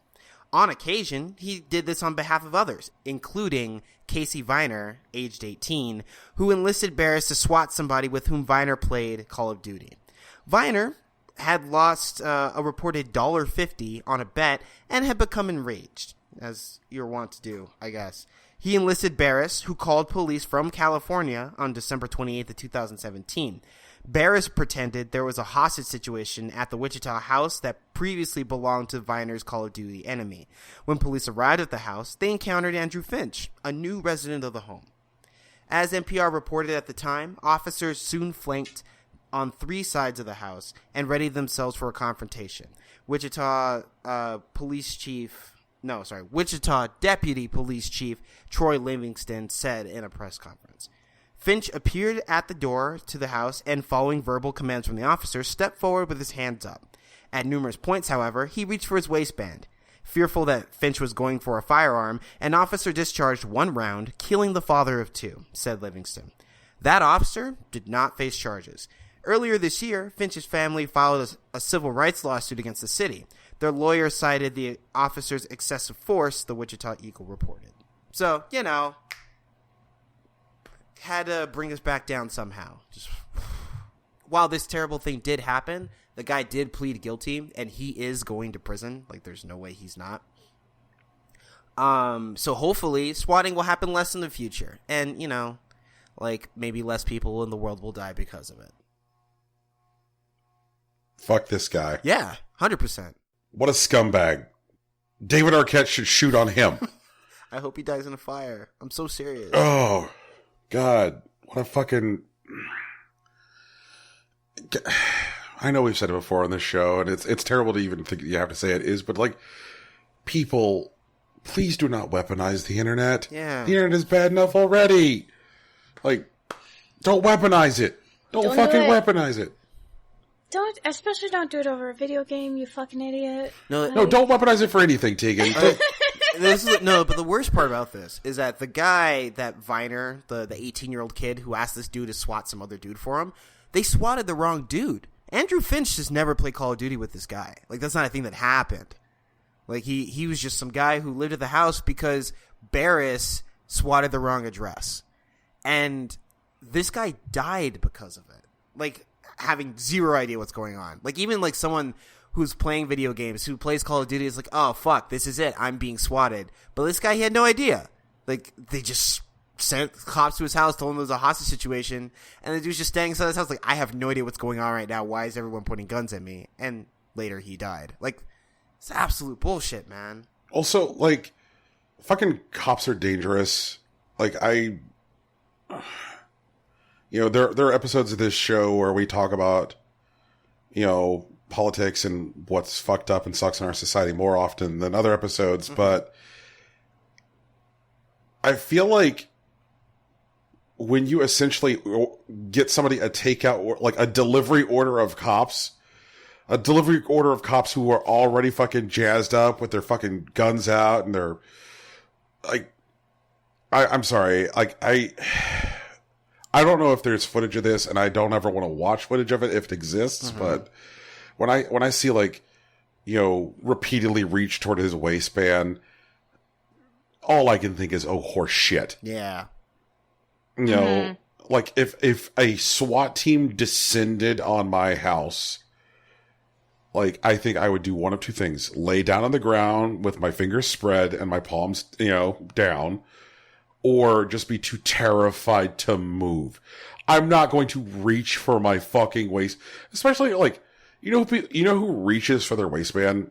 People with fire. People whose pants are falling off was going to be my contribution. Yes, but you know. even if your ass is hanging out, your pants are falling down, Tegan.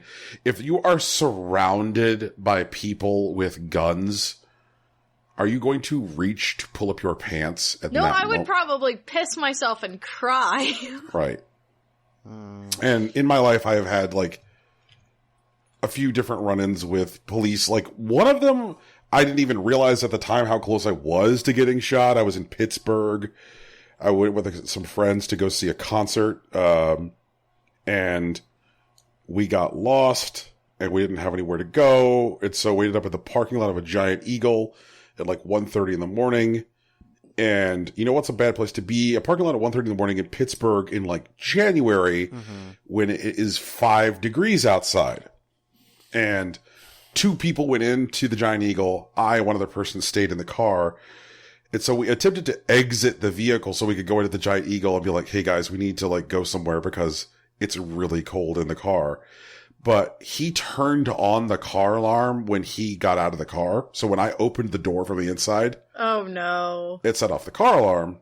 At which point a couple cop cars pulled up on us, threw on their felony stoplight, shone it in our face, and I was not wearing the kind of jacket that supported being in 5-degree weather. And I kept on shivering.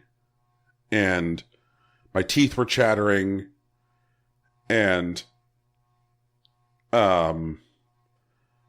as everything was wrapping up a couple hours later, a cop came up to me and is like, you kept on jerking back and forth.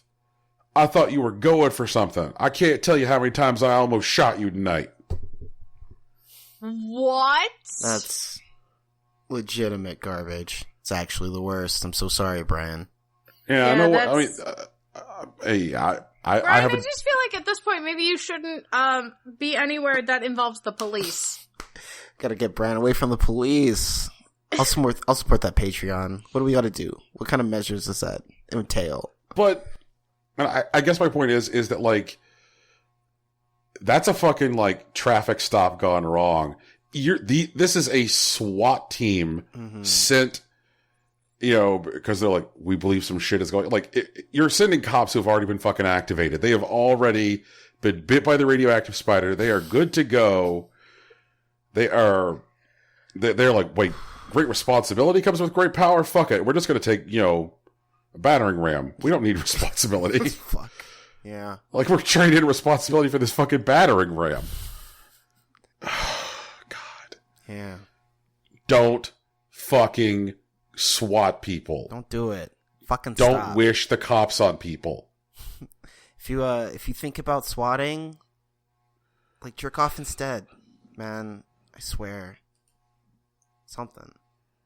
Yeah, like I saw this video this week. This Red Dead Redemption 2 themed ASMR video. Go watch that.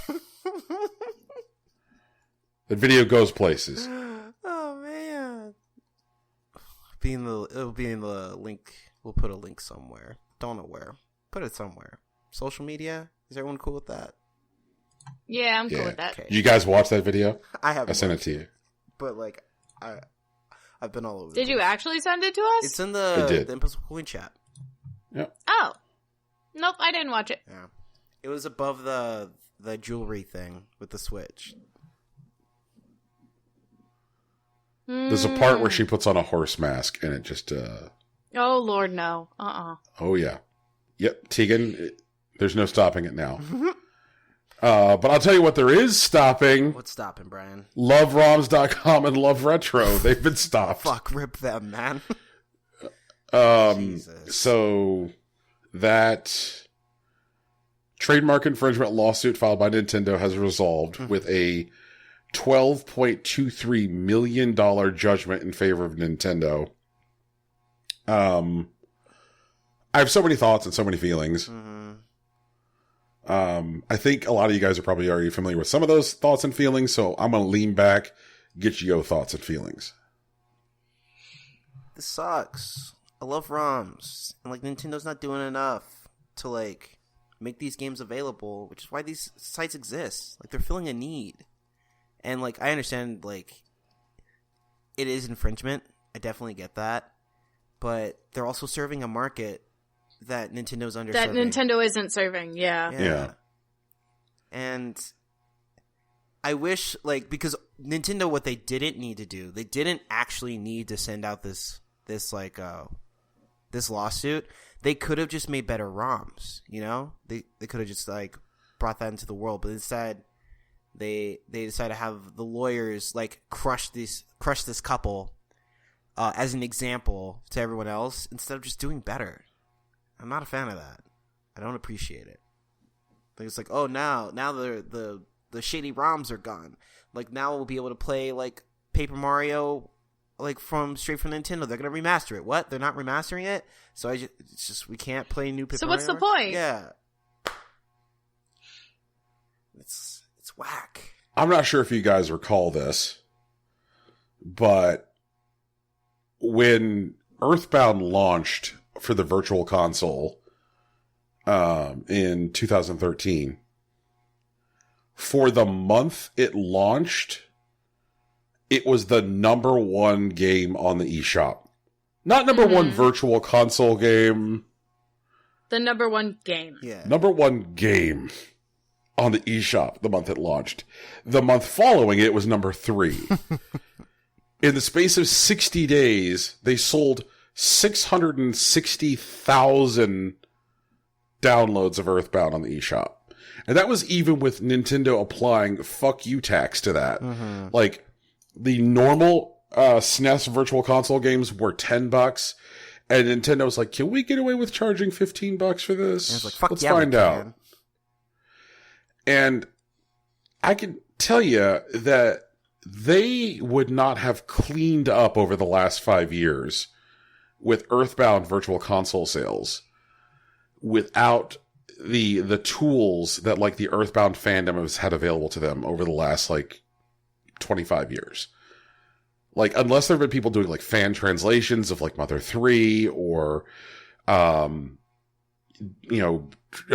presenting the original visual effects of Mother 2, like, because there were so many changes in the localization of Mother 2. Like, you know, people who were like, I'm really curious, I want to see what Mother 2 looked like in Japan. Like, or once the price of the cartridge became absolutely prohibitive, like, and it still is mostly prohibitive to most people. Like, most people are not going to go on eBay and spend like $150 to $160 for a copy of Earthbound, where they're going to need to change the battery in the cartridge anyway.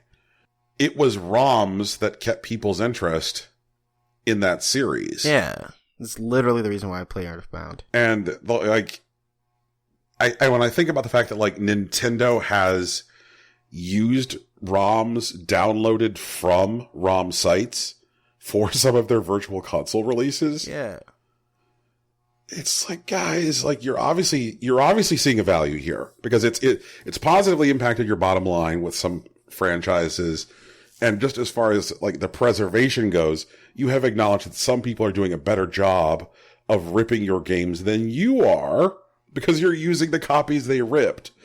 So maybe there, you know, like, Steve Jobs was of a mind that people would stop stealing music when it was easier to buy it.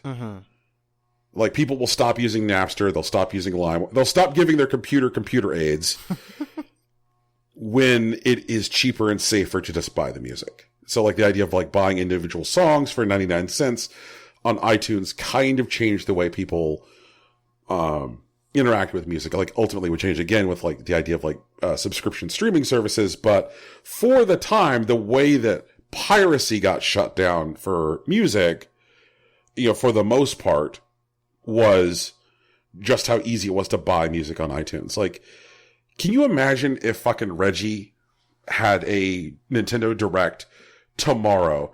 He's like, "Hi, I'm Reggie, Big Reggie, Fils-Aimé. Peter's going out the fucking window, but right now, every game from the NES, with a few small exceptions because of licensing bullshit, is now available to buy on the Switch eShop for 99 cents a piece. Go get them." That'd be wild. They're not going to do that, but that would be so fucking wild. Like, there is no reason that anybody needs to be charging anything more than 99 cents for Super Mario Brothers at this point. None. How many times have you been asked to buy Super Mario Brothers? Both of you. At least 6 off the top of my head. Tegan? Probably 6, maybe 7. Yeah. Like, we have been asked to pay money for Super Mario Brothers over and over again.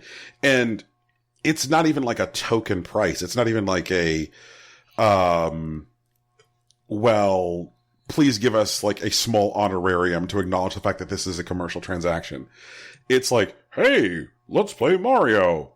And like, sure, the price has gone down, but like at this point, asking me to pay $5 for Super Mario Brothers is fucking ridiculous. It's truly absurd. Yeah. But like, I think a market where Nintendo has, say, all of their NES games for $1 and then like all their SNES games for like, say, $3, they would not be able to build a big enough fucking Scrooge McDuck vault for all the money that Big Reggie would be swimming in. Like, the way you get people to stop downloading ROMs is by creating reliable emulation that does the job as good as the emulation which is happening on the ROM ripping sites, and then make it so cheap to be like, well, this is so cheap, I'm not even going to cruise around the sleazy parts of the internet. Do it. But Brian, then what's the legal team going to do? Who are they going to sue now? They'll, like, oh, come on, it's Nintendo. They'll find someone to sue. Nintendo loves suing people. And here's the hard part, Nintendo. This is the part you're not going to want to hear. This is the part you're going to stick your, because like, you already didn't want to hear most of the things I had to say. But here's the really la la la la fingers in the ears. I don't want to hear it moment.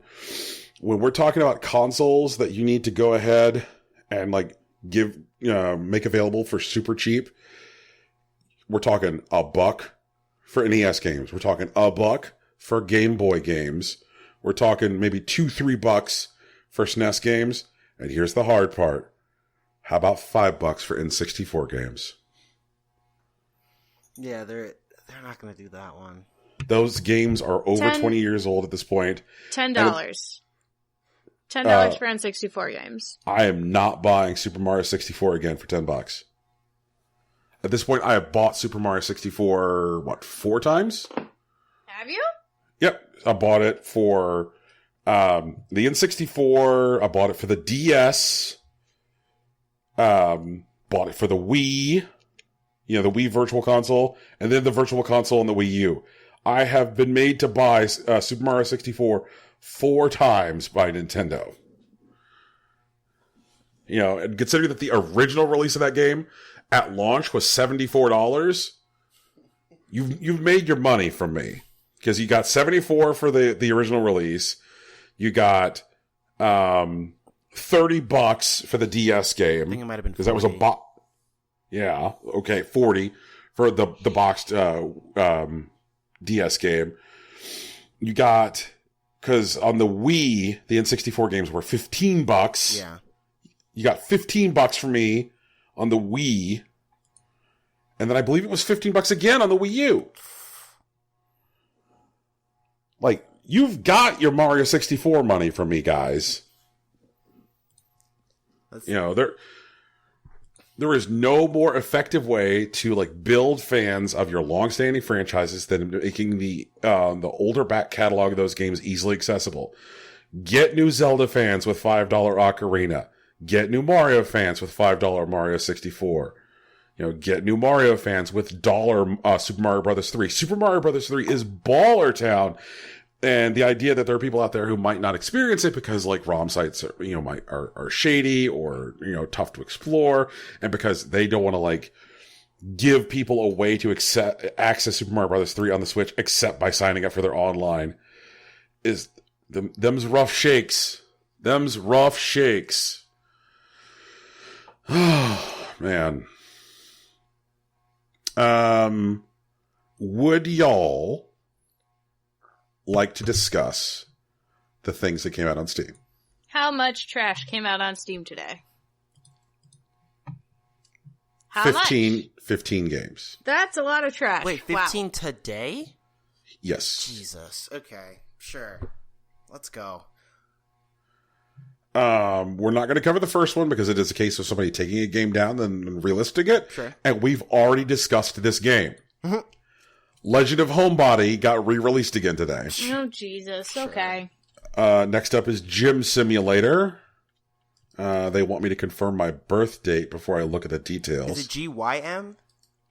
Yeah. Okay. Let's see here. I have to tell it that I'm old. So, an OB. So it's a gynecology simulator. No, Gym Simulator, not Gym. Like Gymnasium. Oh, like gym, like the workout place. Yes. Right. Okay. Gotcha. The workout place. Gym, like the place I'm never gonna fucking go. That's the name of my game, the workout place. It's gonna be Oh, Jesus, I want to read this early access description. Because Gym Simulator is, of course, an early access. Sure. And it says, extremely realistic first-person gym RPG. And they're like, why is this game in early access? Response, this game is going to be huge. A potential hit. And we want to make the project as available as soon as possible. Oh, shit. Alright, is it in VR?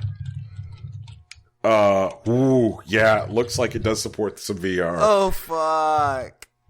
Oh my god. Fuck this game. Alright. Oh, this game contains sexual, like, you do some fucking at the gym. Like, alright. Alright. Why would you want to fuck at the gym? Some people do that, Tegan. It's a whole thing. Yeah. What? Where? On the fucking machines? Sometimes in after hours, yeah, but mostly showers. Gross. Yeah, it is gross. Yeah. Gross. Yeah. Nasty. How Next many up people is, are in the showers? No. Next up is Cards of Night. Sure. KN or just like darkness? KN. Okay. Cards of Night, mixing cards and platformer together to provide a new game experience. Build a deck, grow up the night, and challenge different levels. Oh, so you build a deck and then you play a platforming game. What a fucking, that's legitimately interesting. That is I love interesting. whenever people mix genres that don't normally go together. Yeah. So this is a deck building game and then a platformer. Wild. How much is it, Brian? That's neat. It's $3. I might fuck with this. Fuck with it, Brian. Go get it. Not at the gym, though. Not at the gym. I will not fuck with it. Or at least wipe next down the up is Cat machines Puzzle. after. Like, holy shit, man. Cat Puzzle is a simple puzzle game where you need to make a complete picture of a cat from a Graphics small card. fragment. Yay! Graphics card. Yep. Congrats, Rocky. You are on to them. Aww, but I like cats. I know, Tegan. sorry, That's why they're Tegan. trying to take your cycles. No, It's a trap. They Tegan. know. They know. Next up is Nonogram. N-O Huh? or N-A? Nono Gram. Nonogram? Cool, let's go. Yeah. It's a simple puzzle game where you need to draw pictures by pixels. To the left of an empty field, numbers are written that indicate the number of consecutive stated cells in the line. Wait a minute. Wait a goddamn minute. Isn't there a thing, and I'm having a brain fart. Picross? That's the one. This is fucking Picross. Ah, okay. Thank you, Rocky. I'm here to help, man. From the same developer today is Pixel Drawing, Sure. which is also Picross. Fuck them. What else we have today?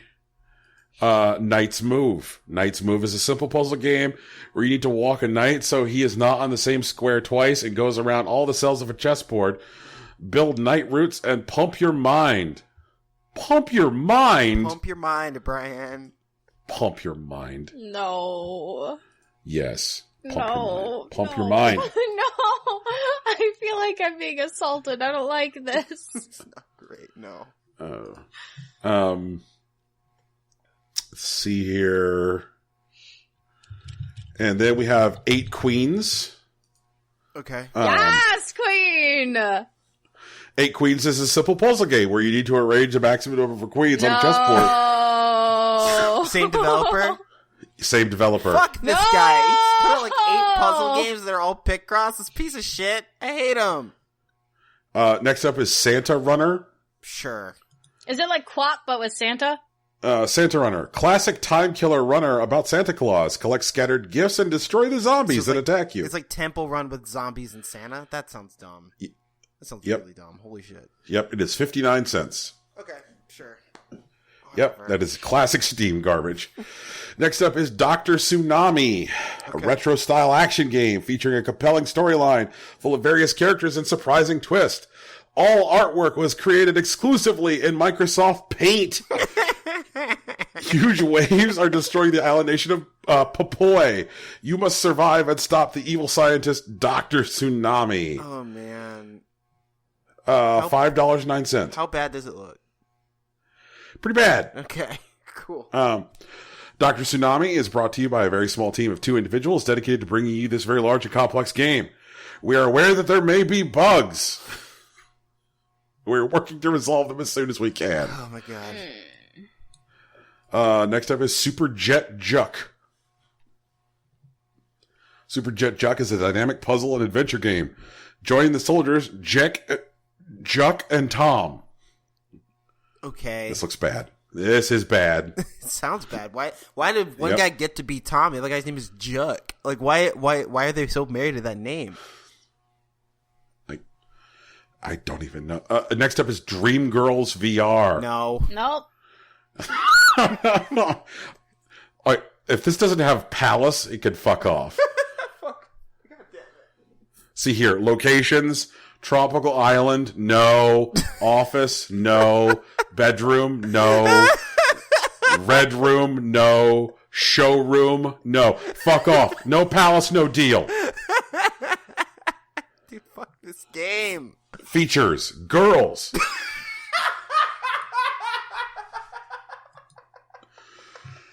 Slow down or stop animation. No, it's the same guy. That fucking piece of shit. I swear. Wait, is this the same guy? Yeah, it I'm has clicking. to be, dude. No 2 people decide that their first feature is girls. Like, it's just. Yep, it is the same guy. Oh my god. Features girls. Oh my god. Amazing. Features of boys. Oh man. Where's my features boys? Where's my features boys? You gotta hit up the creator team. You gotta let them know. Equal representation. All right. Yeah, Roman. Next up Equal is Knights at the representation. Clown Maze.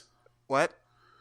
Next up is Knights at the Clown Maze. Can you Nope. find out? Nope. There's no a lot clowns. of nights this week. No man. clowns. Oh, it's a Five Nights at Freddy ripoff. Whack. Double negative. No knights, no clowns. Next up is Paranoid. I'm already that. Thanks. At least it looks good.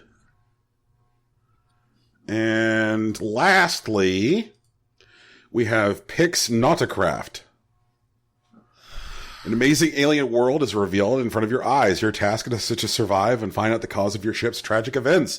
Beware, you are not the only survivor in the ocean's depth. Okay. Looks like it's an underwater survival horror game. That sounds awful. Holy shit. I want to die. Okay. So once again, thank you, Valve, for being an endless source of entertainment on this fucking show.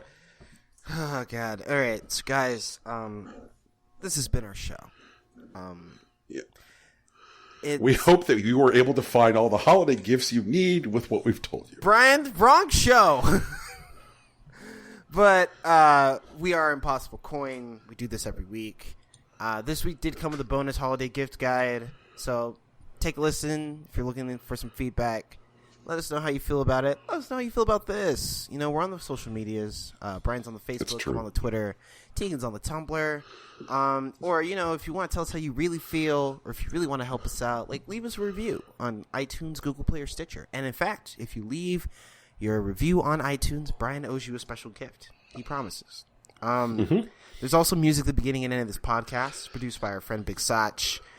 You can find his work at soundcloud.com/Big Sach NJ, or you can find him on Twitter at Hillary_Swank. We still have a Discord. We stream from time to time. Brian's going to be on in a little bit, which is definitely only reason he wasn't on Friday night was because David Arquette and Nick Gage were trying to kill each other. We're still working on a schedule. We'll get that to you guys. Probably post it somewhere. But yeah, that's us. That's what we've been doing.